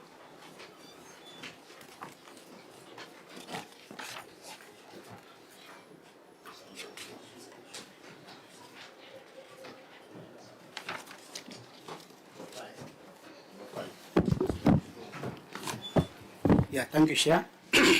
Pending accounts payable, note 19.1, and other important disclosure and Annex 3 to the financial statements reflect the pending accounts payable totaling to Kenya shilling 955,548,525 in respect to the accounts payable brought forward through the year 2023, 2022, 2023. During the year under review, pending bills to the county executive incurred pending bills of Kenya shilling 1,098,638,645, bringing a total pending bill for Kenya shilling 2,054,177,170, out of which the management settled an amount of 61.9 million, leaving a balance of 1.1 billion. This is indicative of the county government failure to settle the pending bills as first charge to the budget, contrary to the requirement of the Regulation 41 of the County Public Finance Management Act, County Government Regulation 2015.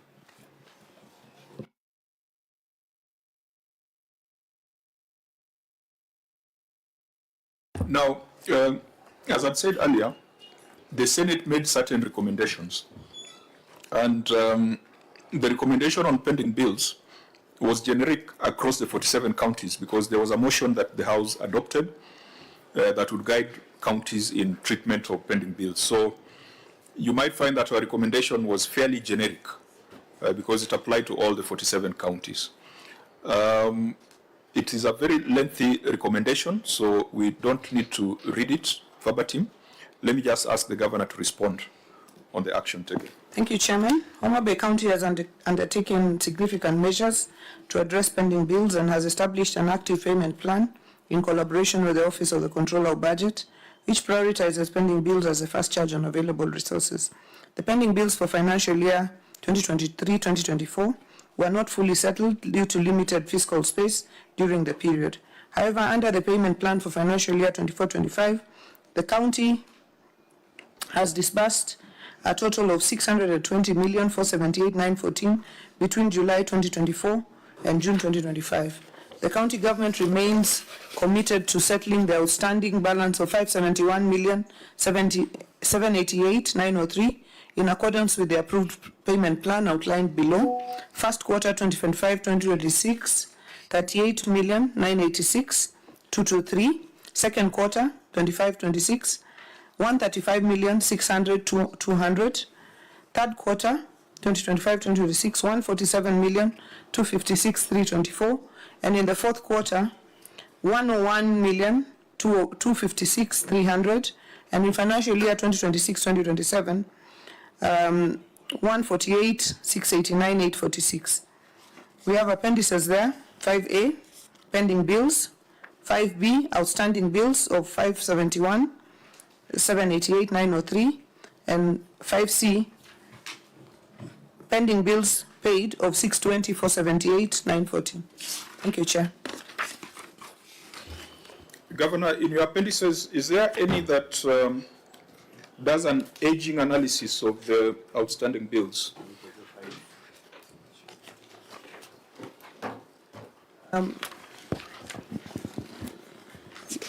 The month and year in which they were incurred is showed on the first column. Where do we get that? Is that which appendix? So 5B or 5A, the first column.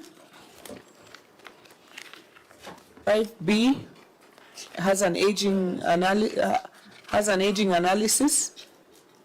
1 to 2 years, 2 to 3 years, and over 3 years.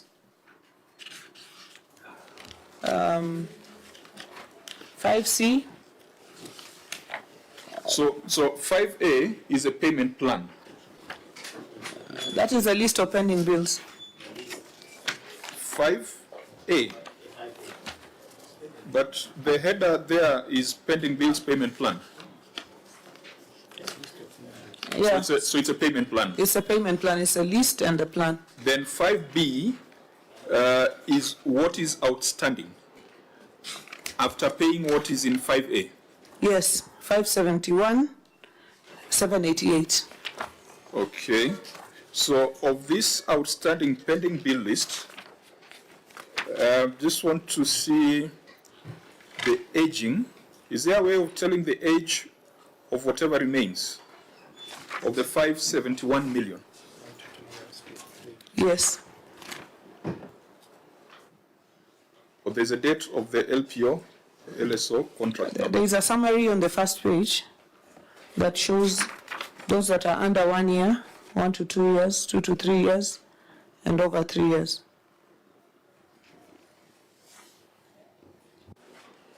So, in your outstanding pending bills of 571 million,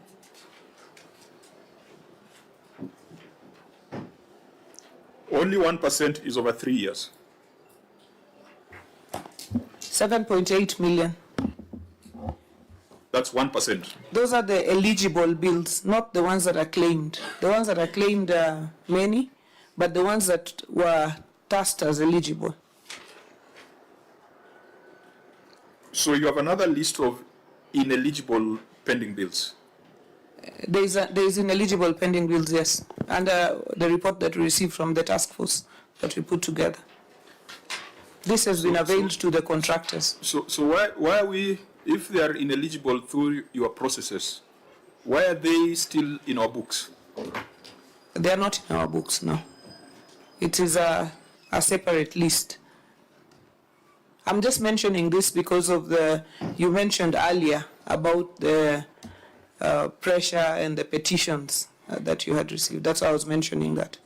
So is the pressure coming from those on the ineligible list or the ones on the eligible list? Both. Both.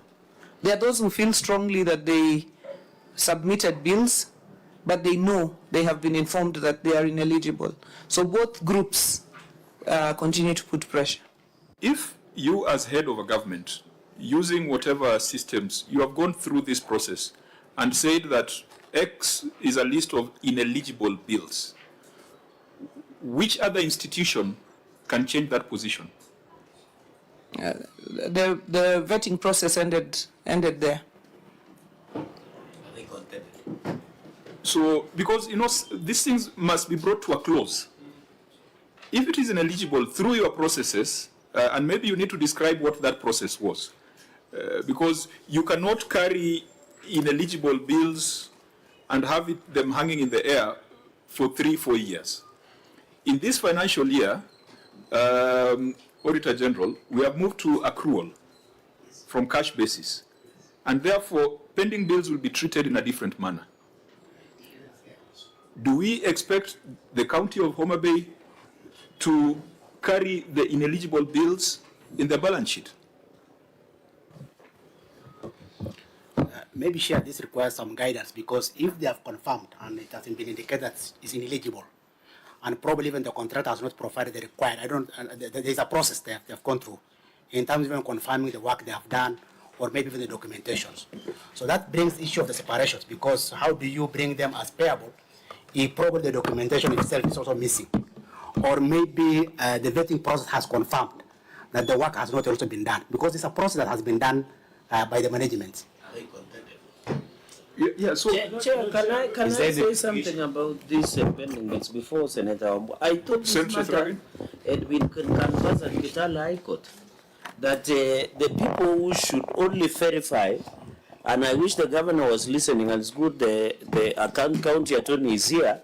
I don't know whether, Governor, you are aware when Governor of Trans Nzoia tried to form a verification pending bills committee, the courts ruled that in Kitale High Court that it is only the OAG was the verification of pending bills. So my question would be, during that time when you formed a task force, did you form a task force before that decision came into play?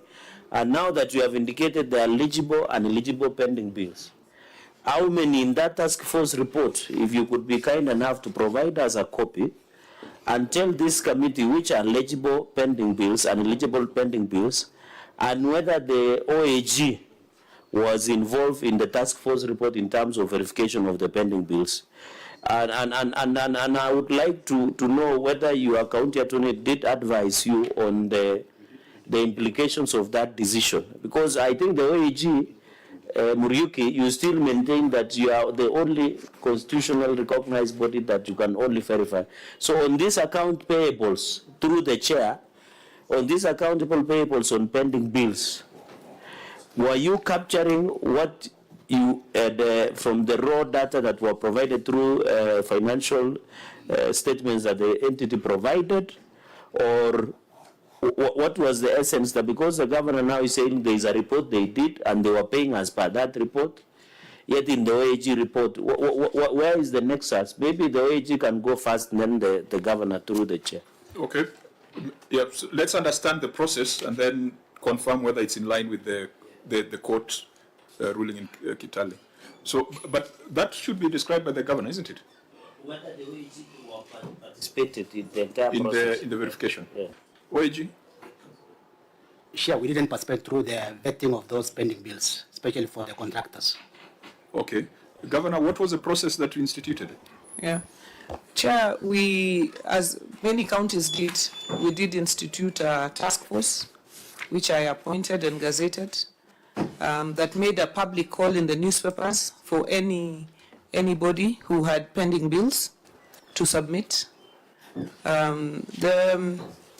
The committee was made out of senior, auditors and other very senior professionals.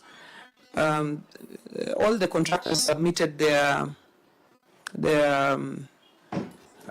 bills, the ones that, and you are told to submit bills and documents, which they did. The audit committee then looked through the documents. They also took the documents from the county that were there. They looked through all of them. They went round the projects. If you say you did a road or a toilet or whatever it is, they went round and checked all those projects. And I think they were able to go around to about 85% of the projects. Then they did a report, which was made public to the contractors. And then there was an appeal window that was also given for contractors who felt that their contracts were ineligible. This was done together with our internal audit department. And I wanted the attorney to speak to the issue of the case, because I remember when we were back here in the Senate when the issue of the case came up, but we had already concluded our processes by then. But attorney, please intervene on the case and how it affected our process. Before attorney comes on board, so what was the number that was deemed to be ineligible before attorney talks to the process? I don't have it off the top of my head, but I want the team to get it from the report. Okay, then the attorney can proceed as they verify that. Thank you very much, Chair. Chair, I want to point out that this task force was appointed way back. It must have been in late 2022, just immediately after Excellency took over office. That was way before the decision on Kitale was handed down.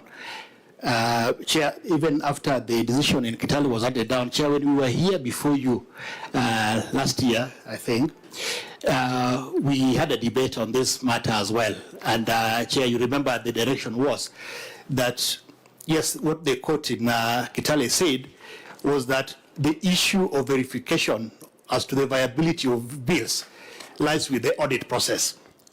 Now, at the time, what the court said is that that has to be done by the external auditor or the internal auditor.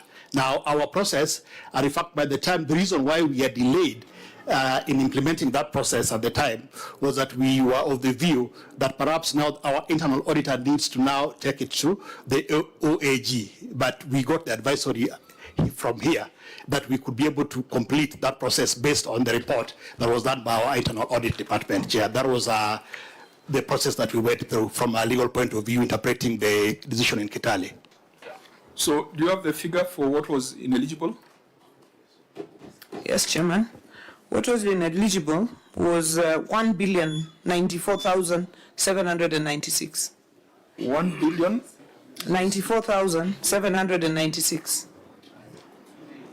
So, from where you sit as a CEO, because I think we are in agreement that there is no other institution or body that is better suited to determine what is eligible and what is ineligible at the county level, beside the governor, with the oversight of the Office of the Auditor General.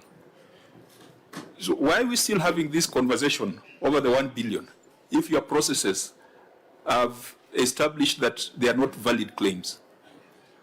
We have made it very clear. We have made the report public. So those who continue to, this I just mentioned in the context of some of the people who may still be claiming to be having pending bills, yet they know very well that when they go through the report is voluminous and public. Everybody who submitted their claim is in that report. And the reason for ineligibility is also given. So we are not entertaining any ineligible costs. I only mentioned it in the context of some people who are still agitating, but on the basis of ineligible bills. But according to us as a government, the bills that we have are the ones that were declared eligible by the committee and our internal audit processes, as was guided by this committee. Thank you. Okay, Senator Vice Chair. Yeah, Chair, my question would be to the governor on the challenges of not paying these pending bills. The list that is provided here is a list of eligible pending bills. I'm looking at the list, Chair, and I'm looking at some very small figures dating back in 2023. Like there are some small mechanics who run garages, like it's not paginated, but it is in. Is it in the payment plan or in the outstanding? In 5B. 5B, outstanding list. Yes, in the outstanding list. Now that it's not paginated. I will not verify you or the actual page. They are raw numbers. But there's a garage called Gamba Motors Garage, which incurred a bill on 30th October 2023 for a motor vehicle repair, and they're supposed to be paid 8,944. 8,944. This must be a Juakali mechanic. Up to now, he or she has not been paid. The next one is Vene Auto Spares and Services. He's supposed to pay 362,000. And so many others, 45,000, you know. Governor, what is the challenge? Because in this year under consideration, we had met our revenue target in terms of on-source revenue. And so in the subsequent year, we would have done even budgets, supplementary budgets, and paid these people. These are very poor people in Homa Bay. What is the challenge here, Governor? Governor, the small, those very small bills. Yeah, I agree. And I believe that these are eligible. These are eligible bills. So there's no question as to their authenticity. Yes, these are eligible bills, and that should have been paid. As you realize, Chairman, through you, we did pay bills up to 642 million in this last year, and the fiscal space only did allow that. What I want to agree with you on is we should prioritize the very small bills and finish with them, which is what we are also trying to do. The very, very small bills, finish with them, and you move. The only thing sometimes is a bill like 8,000 should be sorted at the departmental level using departmental operations. So sometimes somebody has processed it, yet it is a bill of 8,000. That means that a department has taken their car to the garage. They have a departmental operation that they should use to clear that kind of bill. So we should prioritize the smaller bills. That is very, very well noted, and that is what we are trying to do. But in this last financial year, we tried to pay the 642. The fiscal space is the challenge. And I think this was just a random observation by the senator from Taita Taveta. But if this is a Gamba Motors garage that I know, is the proprietor recently passed on? I think so. So it is very sad that. I hope not. but it's. I mean, so the small claimants really should be prioritized. I think, Chair, what the governor is saying, I think we should put emphasis on it. I know there could be that challenge of the aging analysis, that yes, it could be little amount of money, but just incurred yesterday, but there's huge amount of money incurred many years ago. But honestly, for small bills like these ones, you could just make a policy that for bills below this amount of money, just clear those bills. You don't have a garage owner, sitting outside your office, claiming to, waiting to be paid 8,000 shillings. When they actually pass on before they even get the money. It's not a good thing.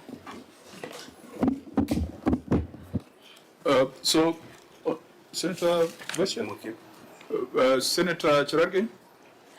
Chair, I concur with my colleagues, and I think your finance department should at least prepare. I've seen you are prepared how you will pay your pending bills, but why don't they prepare and prioritize the small bills? Because at the end of the day, so that you pay these people who are being owed 40,000 shillings, 50,000 shillings, 8,000 shillings. This governor should 64,000. This was former cleaning, supply of cleaning materials, 64,900 in the schedule that you are provided. What is the long-term solution because we don't want governor and all of us who are stakeholders and defenders of the devolution, is that it is very sad that counties have turned now into a graveyard of many businesses. Many people are dying, people are diabetic, they receive pressure. Chair, and I was very saddened to see the contractors from your county being frustrated, Chair. Would it be, Governor, can you become innovative so that we don't see some of these unnecessary sideshows that people have to go to media for their issues to be addressed? So I hope in this financial year, I agree there could be the issue of supplementary budget, the issue of budgeting, but now that you are meeting, I think one of my colleagues have noted the own source revenue targets, you are meeting them. This should be easy for you to ensure that you dispense of the issue of pending bill. So, Governor, at least when you go back, this, I know most of the contractors in our counties are organized. At least with your finance department, can they give a breakdown and tell them that you need, you know, these are your people, tell them that you need to pay the smaller bills of 64,000, 100,000, then people who are being owed millions and millions of shillings, then they can be paid. Governor, maybe just as an upshot, as of today, because what we are seeing is financial year 2023-22, the response you gave, is it the status of the pending bill of Homa Bay County as of today? The one, the response that you have given in your statement, or how much is your government being owed? And Chair, I noticed that the governor was opening a brand new county headquarters. Well, is it the contractors complaining part of the people, or the new county headquarters? Has it been paid off in full?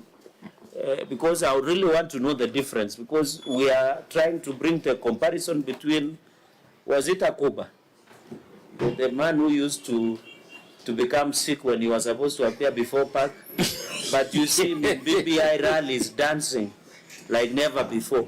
So I want to know, in this county headquarters, for example, which you have opened and is in public domain, so it is zero, no one is being owed in that, they build and give you the key, so no one owes you, so that we know the difference in terms of the pending bill. I yield, Chair. Okay, Senator Gataya. Chair, thank you, Chair. I think I captioned, Chair, talk of somebody, one of the garage owners who recently passed on. I don't know whether it was stress related because of these debts. And I captured the governor talk of departmental structures where these small bills are supposed to be settled. Do you have those structures where maybe you can advance some AIs to departments? Maybe they can sort out small bills instead of, because I don't imagine why a small garage owner in the small suburbs of Homa would wait for 3 years to be paid 8,000 shillings. I don't know, these people are maybe living on some under mouth. Governor? Thank you, Chairman. Chairman, starting with Senator Gataya's question on the departmental structures, yes, we advance some AIs to the departments where they're able to pay the small, they should be able to pay the small bills, so that should be possible. And Chairman, the pending bills question, I think it's a national question, and it's a problem that we are facing, that we have to deal with through engaging with our associations, which is what we have been doing continuously, engaging with the association of contractors and continuing to draw plans through which we can pay the bills to the best of our ability. In terms of the county headquarters, it's a current bill. We have an agreement for which we are paying for the county headquarters. It's not a pending bill, it's a current bill, and we have paid quite a bit of it, and we continue to pay for it. It's not a pending bill. Thank you, Chairman. Yeah, so just to Chair, maybe before she leaves that, who is this? Why don't you just disclose who financed, maybe before Wambua you come on board, who financed the construction of the county headquarters? And would you be kind enough to provide the the contract engagement with the provider, whether the financing or financing that did the county headquarters? There's a substantive issue in this report about the county headquarters, which we are coming to. We can deal with it at that point. Chair, we can chew the gum as we scale the stairs. It's okay. We'll end up mixing issues and get lost. So let's. She can hold that one. Yes, she can hold that one. We'll deal with it there. Central Board. Chair, because I have heard the governor say something very important about our pending bills. And I agree with her that this is a national problem. It's a big problem. So Governor, from where you sit, because you're also a national leader, is this situation getting better or is it getting worse? Any bills are the issue? I think we need a national discussion on the pending bills question. We have the team that was auditing the national pending bills and some that have audited ours. We have made proposals, for example, if we could have even bulk payment to counties so that we are able to sort the pending bills that have, existed, and then we can, over time, on our equitable share, it can be retained so that we can create circulation of money in the economy. I think we have to look at the budget in question and whether we meet our on-source revenue targets according to budget. So that we're able to resolve the issue of the pending bills. It is a big question. I think we are, I don't know, I think we are where we are where we are with it. It's a big question. Chair, I ask that question because, honestly, and these are conversations we can have as leaders. Pending bills are incurred within budgets. Governments have budgets. They run budgets. So by the time that we are saying a single county government has a pending bill of 1.5 billion Kenya shillings, which in some cases is even more than their annual expenditure on development. So how do we find ourselves there? I hear in Nairobi, Chair, and we are not auditing Nairobi, but I hear in Nairobi we have now over 107 billion Kenya shillings in pending bills. So when we say then the National Treasury should perhaps advance some money to counties to offset pending bills, how do we even get there in the first place? Governor, I say that because when I look at the pending bills for Homa Bay, and it is a case for any other county, and every contractor in town is complaining, I have not been paid, I need this money to be paid. But a determination has been made by your county and other counties that what you are claiming is not eligible for payment. How do we get out of this problem that we have found ourselves in? It's a big conversation, I agree with you. Governor, do you want to respond? But that was for emphasis. So the facts are as follows, that you had 1.19 billion as pending bills. You have paid 620 million.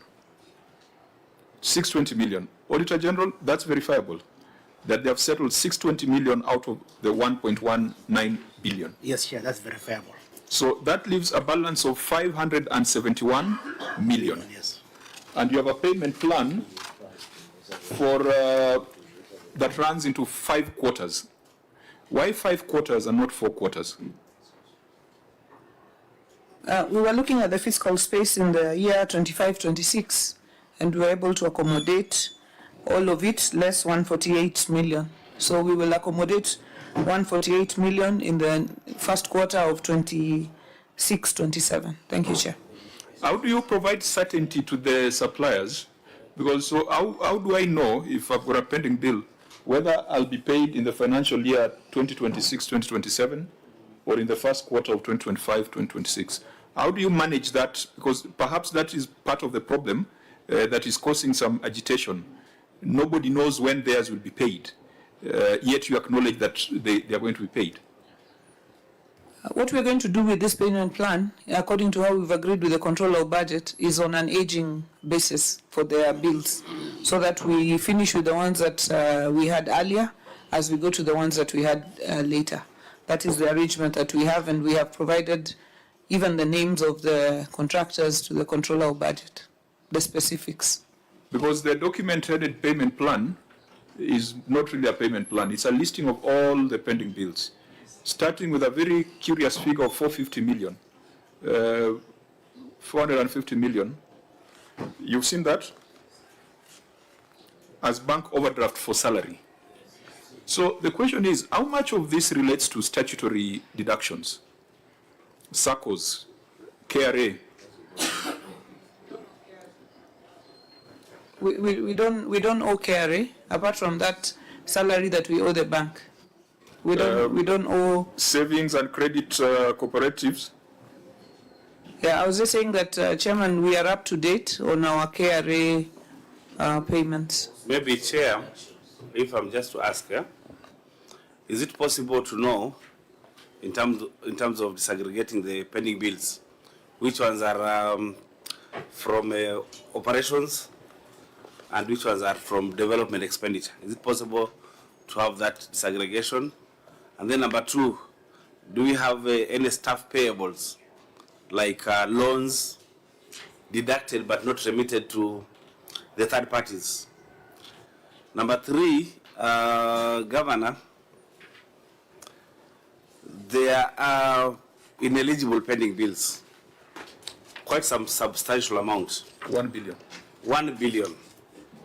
I'm not very sure if people can claim 1 billion with no work or services rendered at all. So maybe you can give us an inkling of what constitutes ineligible pending bills. In 2019, I think, or 2020, we had a county saying that they have ineligible pending bills, but when you go on the ground, a hole has been constructed. Maybe what is just missing is an invoice.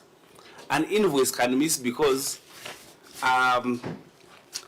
procurement officer or an accountant has decided to just remove it from the file.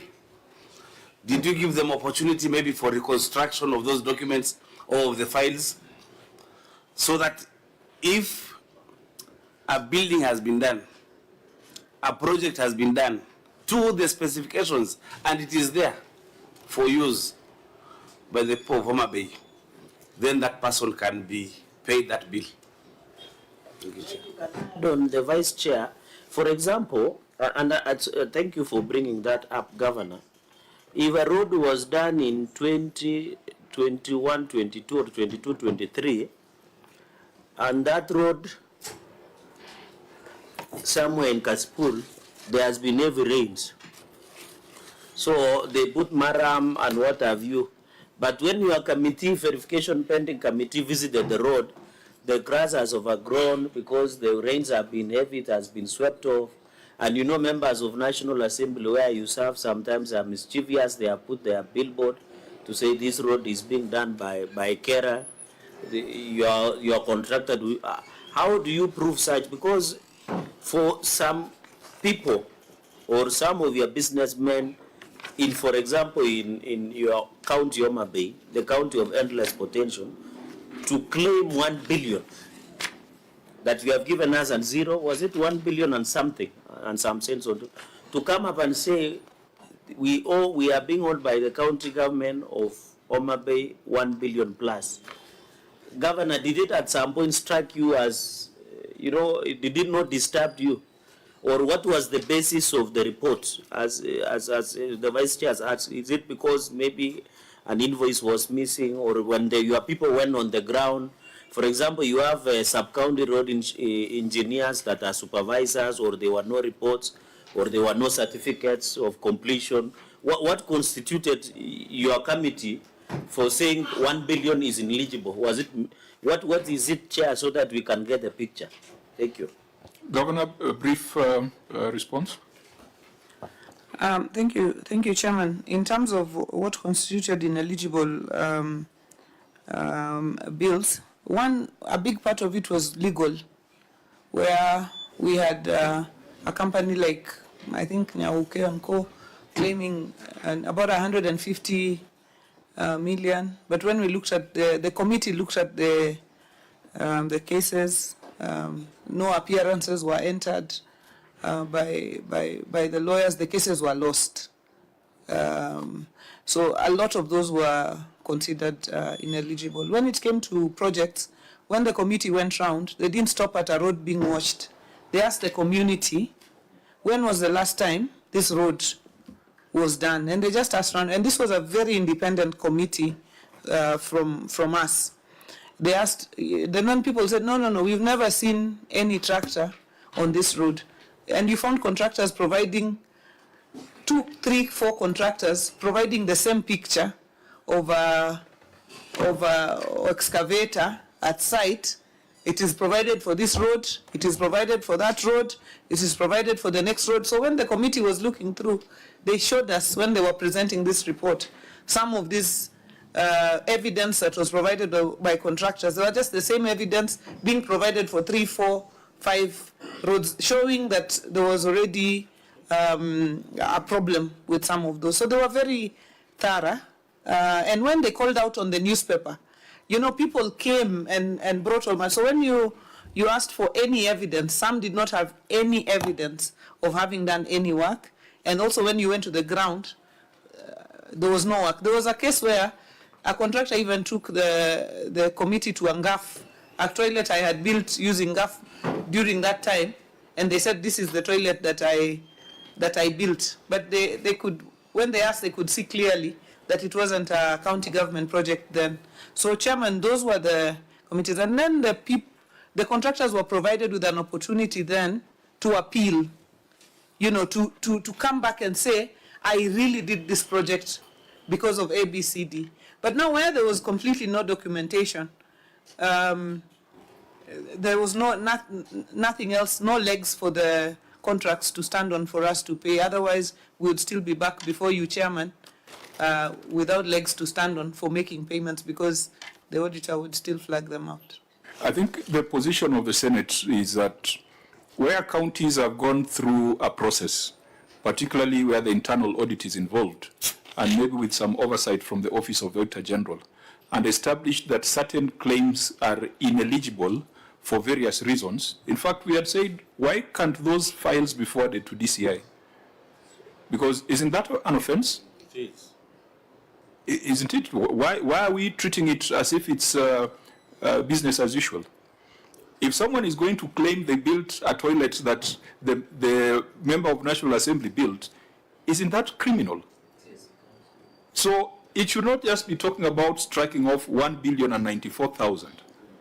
Perhaps the national conversation should be forward the files to DCI for criminal prosecution, for investigation and prosecution, because that is fraud of huge proportions. 1 billion in Homa Bay times 47 could be 47 billion, people trying to steal public resources that could have been used elsewhere. So this committee will concern itself with what has been verified. And what has been verified is a 1.19. What has been paid is 620 million. What is outstanding is 571 million. What we want to encourage is there is first in, first out. However, we must prioritize statutory deductions. But there are also small amounts of housing levy fund, 6 million, NITA payment, 368,000, etc. Small amounts. That, I think we must agree with the control of budget, Gashanja. But a county that has got long-standing statutory deductions has no business requesting approval for financing for new programs when that has not been done. I think, Governor, that should be reasonable. That statutory deductions should not be sitting on this list of pending bills for periods exceeding 1 year, or even exceeding one disbursement frame, and the small claims. So on this, we have seen the payment plan for the 571 million. Auditors confirmed the 620 million has been paid. I will also, if I get a petition, a proper petition from the contractors, I will look at it and see whether those are claims on the ineligible bills or the ones that have been verified. I think if someone is claiming something out of the 1 billion ineligible bills, it would be very difficult for the Senate to whitewash and tell the governor that the Senate thinks that this should be paid. That then will be a level of interference that the Senate is not supposed to engage in. But if the contractors from the county feel that they have a strong case that needs the ears of the Senate, we can create a forum. And Governor, if that was to happen, we will invite you so that we can hear both sides of the story. But I think the principle is whatever has been verified, whatever has been found to be ineligible, we should be very careful not to reopen the Pandora's box. Maybe my chair would be to the chair, Public Accounts Committee of the Assembly, if he has cited these figures in the budget. Are they in the budget? Because then they can be in the budget, but if you don't put adequate safeguards during supplementary budgets, we can have these figures washed to some other things. Number two, how easy is it for you to get information as a county assembly on how many contractors and which contractors have been paid? Because in other counties it has been very difficult for assemblies to get information from the executive. How easy is it? Maybe you can give us some information.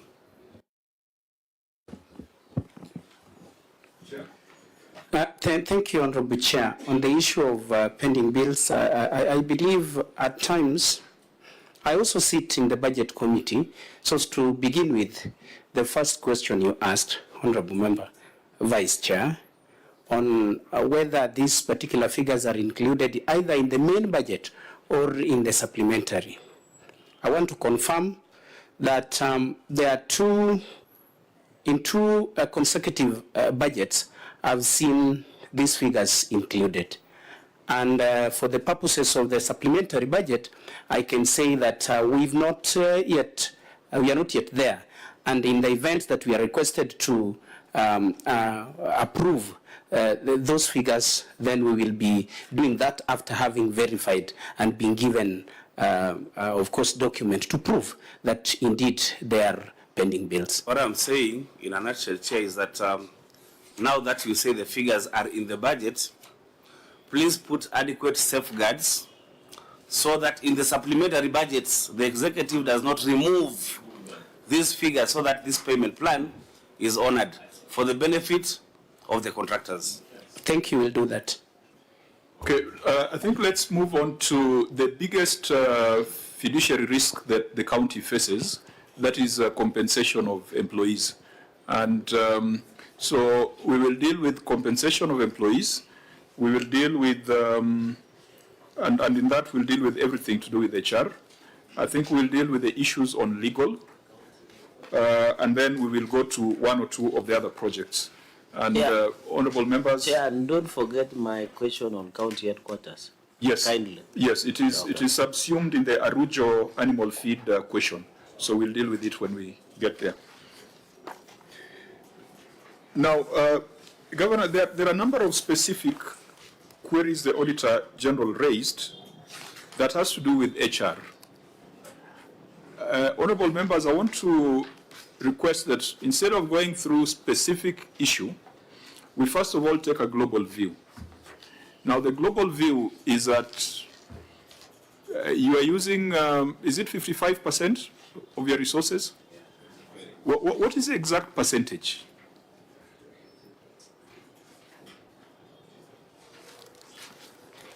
Because that's where the risk lies. If 55% of your money is going to employees, then even your payment plan for pending bills sounds like a political promise, unless you do something about those numbers. So the CEC or Chief Officer of Finance, how much did you spend on employees in this financial year? Chairman, 4.2 billion? it is 53%, yeah. 4.2 billion, 4.2 billion. yeah. Now, the 4.2 excludes salaries for 2 months, isn't it? Does it include, exclude for So if you are to include the salary for 2 months. 1 month? No, you are not indicates it excludes May and June. No, just 1 month. Yeah. Yes, Senator. Is it 53 as of today or on that under review? I thought as of today is 55%, or as it took to 53. And then Actually, that's what I'm driving at. okay. Because the figure of 4.2 billion, I think just look at the notes under compensation of employees. At least they have made a good disclosure there.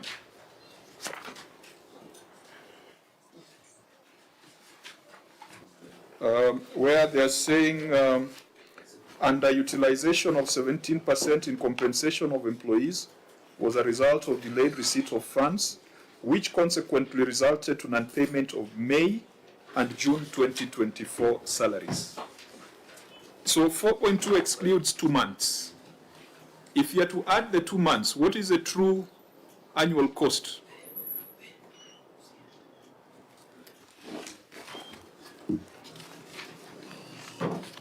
This one the accountant should have at their fingertips, so that we tell whether is it 52%, is it 55%, and then let's look at other counties, how they are performing, and then we ask ourselves what then is special about Homa Bay.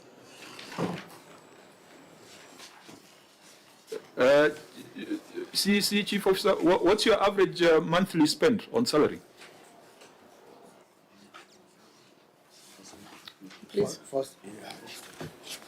Thank you, Chair. About 475 million average. So if 4.2 excluded 2 months, it is reasonable to say that your spend on employees that year was probably 5 billion.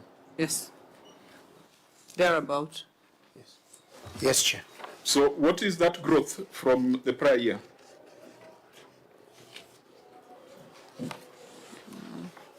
The prior year was how much?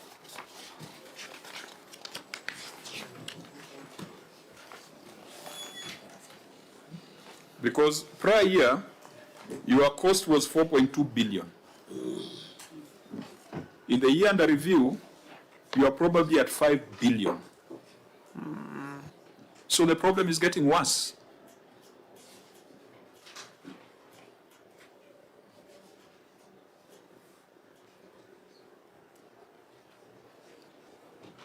How do we explain we're already in a tight fiscal space, but our compensation of employees is growing by, I think that's 900 million in a year. I'm referring to the numbers, so maybe there's a story, but they say numbers don't lie. I think the 4.2, there was no payment for, they had not paid for a month that year, the previous year. There was a month that was not paid. Just the same way we had. Which one? The previous prior year. Yes, the one the prior year. That is the advisor. There was 1 month. Yeah, there was 1 month not paid. And then there is a question of statutory, especially employer. Just on that, so that, okay, so the 4.2 for 22-23, we can adjust it by another 400 million. The 4.2 for 23-24, we adjust it by 900 million. There's still a growth of about 400 million. And so we have been looking at that figure seriously, and it has been a major question of employer obligations. And there was a long period, if you look at our payment of employer obligations, particularly pensions, submission of pensions and gratuities, that was not included for many, many months. And so when we brought on board and decided that you have to pay the employer, you have to put in the employer obligations, the pensions, the gratuities, and then any other levies that were introduced, like the housing levy, which is about another 11 million per month in Homa Bay. Then now it brought the figure up reasonably. Of course, including some a bit of additional recruitments also that we did. Thank you. Chair, just a question on the housing.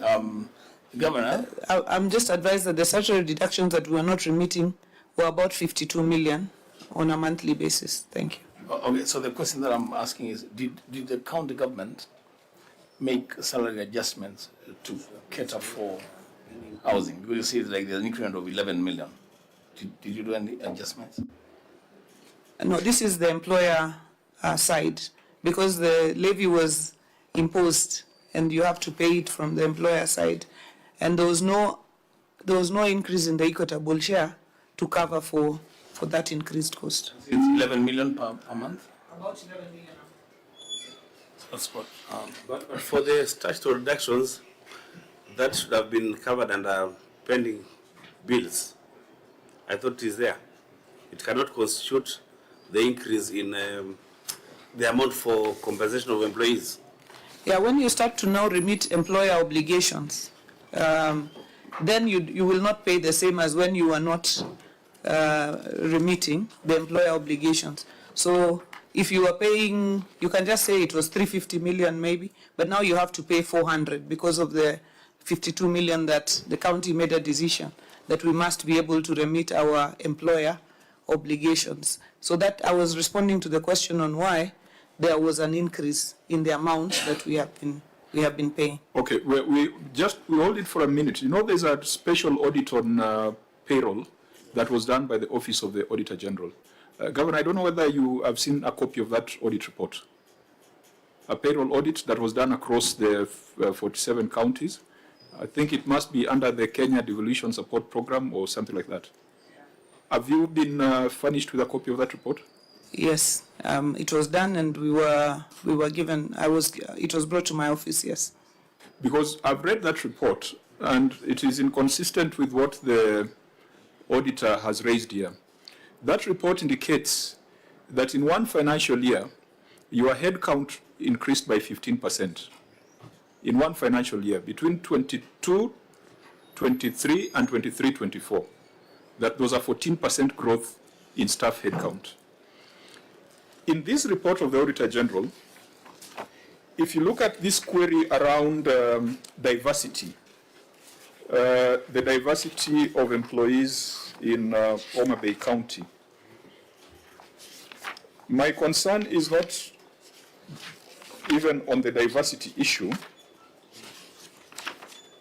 My concern is on the numbers. Because I said I'm going to cross-reference the HR issue so that we move quickly instead of reading one by one.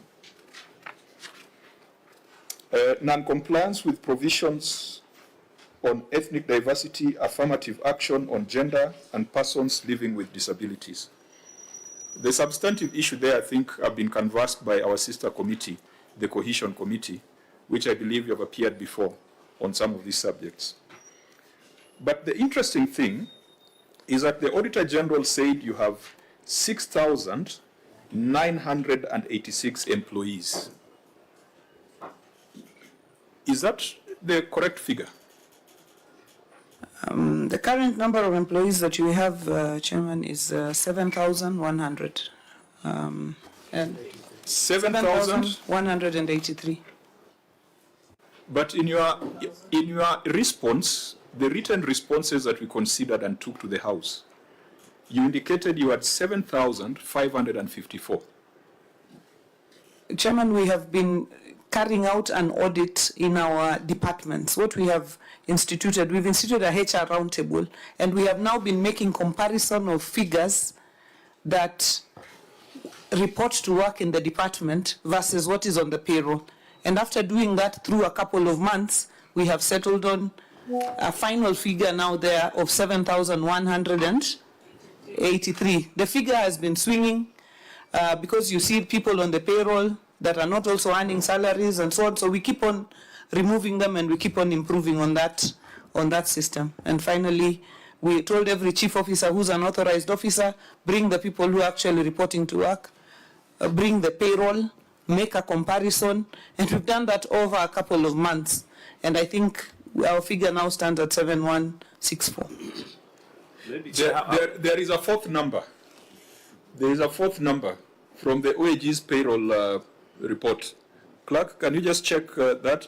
There's a table in it that shows the growth of headcount, and I think it puts it at a far much lower number, even though there was a query where there were ghost workers. I think that report has slightly below 6,000, which then does not make sense when you compare with the OAG's number. The number you had in March, was 7,554, and the number you have today is 7,183.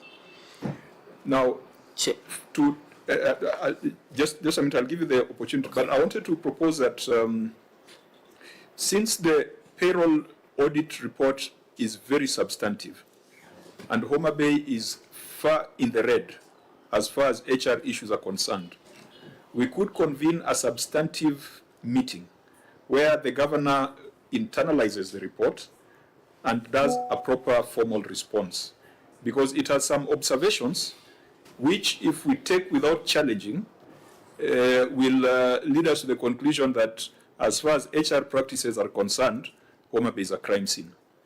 It has allegations of staff with dates of birth that are inconsistent with their birth certificates.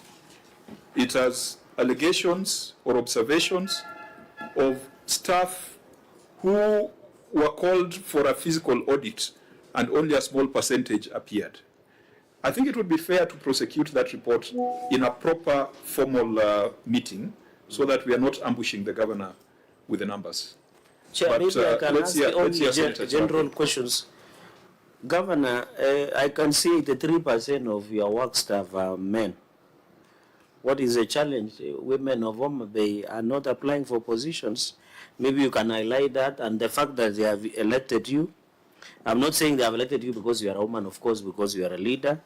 Number two, on this, just general, because we will, compensation of employees, in this 4 billion plus that you pay and other temporary employees, maybe just you can tell us, are all of them paid through IPPD, both permanent and temporary workers? Number three, in this head count, I know there are people who maybe have suspended and what have you, and I think yesterday you did suspend HR of Roads Department, who allegedly abducted a People Daily journalist. And Chair, you should be careful in Homa Bay. It could be one of the 1 million ways to die as a journalist. Because if you speak against something in Homa Bay, as a journalist, you are likely to be abducted. And it is on record. No, and you didn't suspend. That cannot be a fact. That can only be an opinion. No, I'm talking about allegedly. Yes. And by the way, the facts are that the governor suspended one of the officers of HR in Roads, and I think Roads Department, over allegations of adoption of a journalist. So we don't want to hear such stories from our counties. So in this head count, what are the challenges apart from suspension, disciplinary action? What is it that you are facing as a challenge? Just a general overview, then when you come for substantive. So those are my three questions. Whether all the employees are on IPPD, why is it that 83% are men, where are the women in Homa Bay? And then finally, on the issue of headcount, maybe you can give the general overview. I think. Chair, so that you can answer both. I would also want to know the methodology that you used in your staff audit to give you 7183.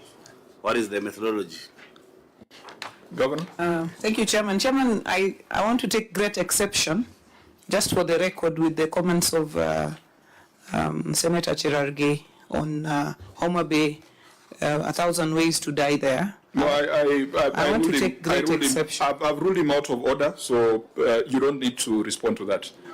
That was out of order. Please proceed. Thank you, Chairman. Because I want us to deal with the audit issues. let's leave things that are out I there. thought they say there was a nature officer that was suspended over allegations of abduction. Let's It's a fact, unless she says she didn't do it. Senator Cherarke, let's deal with these substantive issues. But it's part of the HR.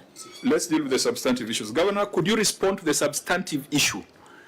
I know sugar levels are going down. I'd like to do but that, the Chairman. longer we prevaricate, the more we are going to stay here. Chair, I pray that you guide us, please. Where we are, what you need to do, Chair, let's stick to the audit queries and process those issues as responded. So, Governor, don't respond to issues that are not here. Okay, Chairman. You know, Chairman, where Homa Bay has come from and where we are, and that is why I wanted to just... Chair, just on it, before the governor speaks. You know, we should also be alive of what is happening. We are not morticians, and unless you are telling us we are morticians, it's a fact, and it's a nature issue. I was just asking, allegedly, that some people have been suspended. It's a fact, and it's affecting HR. So it was only for the governor... The suspension of officers and 1,000 ways to die are two very unrelated things. Okay. And I now think that let's is leave the 1,000 ways to die. Let's leave 1,000 So that ways must to be die. struck off the Hansard. The inference that being in Homa Bay as a journalist is among the 1,000 ways to die, I think that must be struck off the Hansard. Anyway, Chair, that was my opinion. Let me now mention Governor, the other part. I have cleared that matter. Let's go to the HR issue. Chair, Thank you, Chairman. I wanted to... You had asked your 3 questions. Let the governor respond, please. Governor, Chair, so that I'm not misunderstood, I wish you could give me 30 seconds. I agree with the other part to be struck out, but I was just asking, as part of the HR issue, I did not say, because it's something that happened yesterday. No, I think the objectional part has been struck off the record, so we could proceed. Thank you. Chairman, we have had all our staff on the HRIS. It's no longer the IPPD now. All our staff have been on the put on the HRIS. And the data that has been referred to by Senator Cherargei about our staff being 83% men, I think it is, I'm not sure which report he was referring to, because the gender of our employees is 53% women and 46% men. Chairman, on the question of the methodology that we used to get the 7183 number, putting our staff on the HRIS has enabled us to now have full visibility of the staff that we have. This is a continuous process because staff are leaving and joining also every day. So we have instituted a HR roundtable done by the Public Service Board and the authorized officers. And every month you make a report of who is in your department and is actually reporting to work, and who has left, who has been transferred, and we are making comparisons with that against the payroll. So it's it's an exercise that we are carrying out monthly to be able to weed out the staff. We are now also going to institute biometric staff reporting elements, so that every time a staff reports, they would use the biometrics so that we note that they're there, and even geofencing of staff who work in the field, and so that we know that they're actually reporting to work. Chairman, that is going to help us to come as low as possible on this issue of the staff, because it is of course a concern. But Chairman, remember the first time we were here, we did not know how many staff we had, even if you asked us, in terms of the staff establishment. Chairman, since then we have been able to do our human resource policies and procedures. We have been able to do, Chairman, and you have copies there, we have been able to our organizational structure and staff establishment. So now we are operating. We have been able to make a lot of progress in this area of HR. Are we where we need to be? Maybe not yet, but we have made a lot of progress. We had over 2,200 employees on a manual payroll as of 2022. We have moved all of them, got for them PF numbers, and moved all of them to the IRIS. That is how serious we've been on this matter of HR. Thank you, Chair. Let's look at a comparative analysis. Chair, just on that one. Because, you know, one of the things that we have received out of documents, so maybe we are mixed up. Governor, the document that we have here, the report of the Auditor General on County Executive of Homa Bay for the year ended June 30th, 2024, on non-compliance with provisions of ethnicity diversity, affirmative action, gender, persons living with disabilities. It says clearly that the staff complement is composed of 83% male and 17% female for support staff, and 75% male and 25% female for technical staff. That's the report that we have. But you have given other figures, but I don't know where they'll be found, which report that is. And that is why, Governor, I want to assist you. Let me play the devil's advocate, because you're asking where is Cherargei getting the information. You know I like reading. I got it from the OAG report, and I hope your CCM Finance could be kind enough. And I think, Chair, you had alluded to this 1.3. And maybe, Chair, Governor, to be clear, just the last limp. You have said all these have gone to human resource and information system. What about the temporary, or are they part of all of it, or permanent? The permanent employees are put into this system. What about the temporary employees? And for the information, just check page 5, 1.3 on the OAG report. I yield, Chair. Yeah, the numbers in the, so it started with the total number of staff. What the Auditor General has reported, the Governor has a different number. The percentages, what the Auditor has reported, the Governor has a different number. Why don't we tie this? Because there's a PwC consultancy that has been cited here, and find out how that was useful to the county. Because if the county had spent, 32 million paid to PwC to audit the county public service, why are we still having this moving numbers of staff as a moving target? So, because you said we needed to tie the HR issues. And Chair, while on PWD's price water coopers of 32 million, why did they, I have seen even my county, they did use Public Service Commission to partner and did audit on the same. So when Governor comes back, she should justify as to why PricewaterhouseCoopers were given over, I need there is intergovernmental relationship between Public Service Commission, or whether they were doing it jointly, so that there is consistency. And I hope, Governor, you have noted in 1.3 OAG report, what is the OAG having and what you have put on record or unanswered is worlds apart. And that inconsistency, Chair, can point us to a lot of concerns. And I hope, Governor, when you come back on the issue of temporary staff, I can see there was a decline between the 2022, 2023, 2024 in terms of temporary staff. I think in note number, I can see in 2022, 2023, it was 59 million. But in 2023, 2024, it was 25 million. So you should be able to tell us whether you transited the temporary employees to permanent and pensionable, or their contract lapsed and it was not renewed. And also to clarify whether on this wage of temporary employees and the head count that you did, whether there was citing of ghost workers, because we know the challenge in some of these counties, Chair, has been the challenge of, she has said on record that when they call for head count, some people did not turn up. So could it be a possibility of ghost workers that work within your entity? Chair, I think since you know the reason, Chair, we are on this too much is because 55% of the expenditure you have, Governor, is on wage bill. And that is why we are using a lot of energy and questioning, because it is consuming a huge part, which is across the country.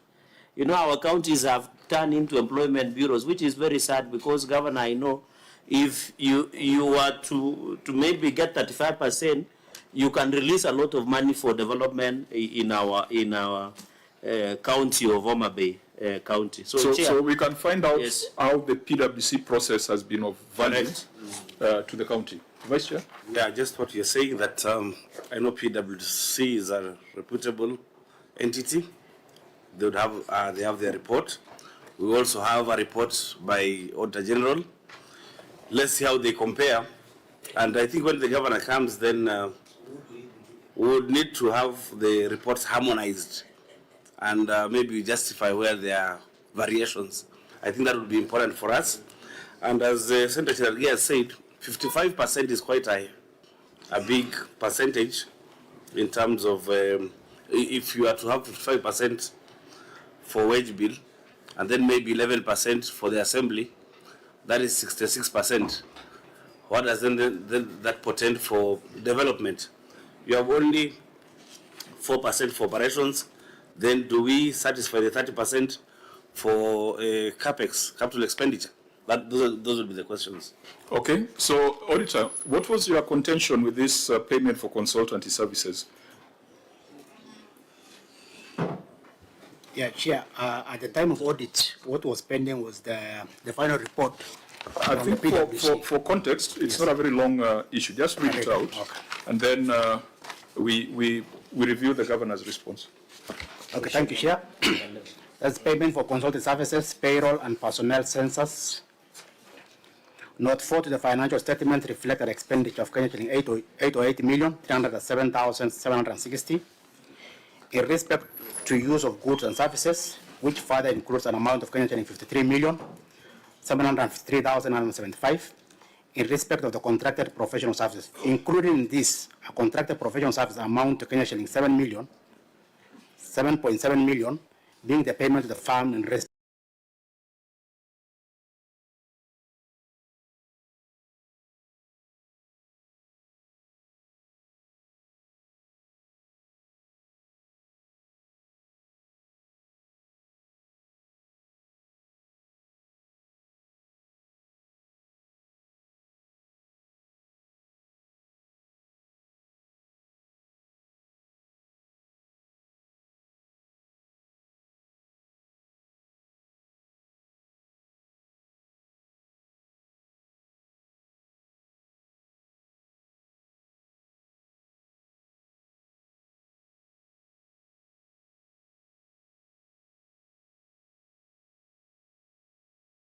of the part payment for the contract sum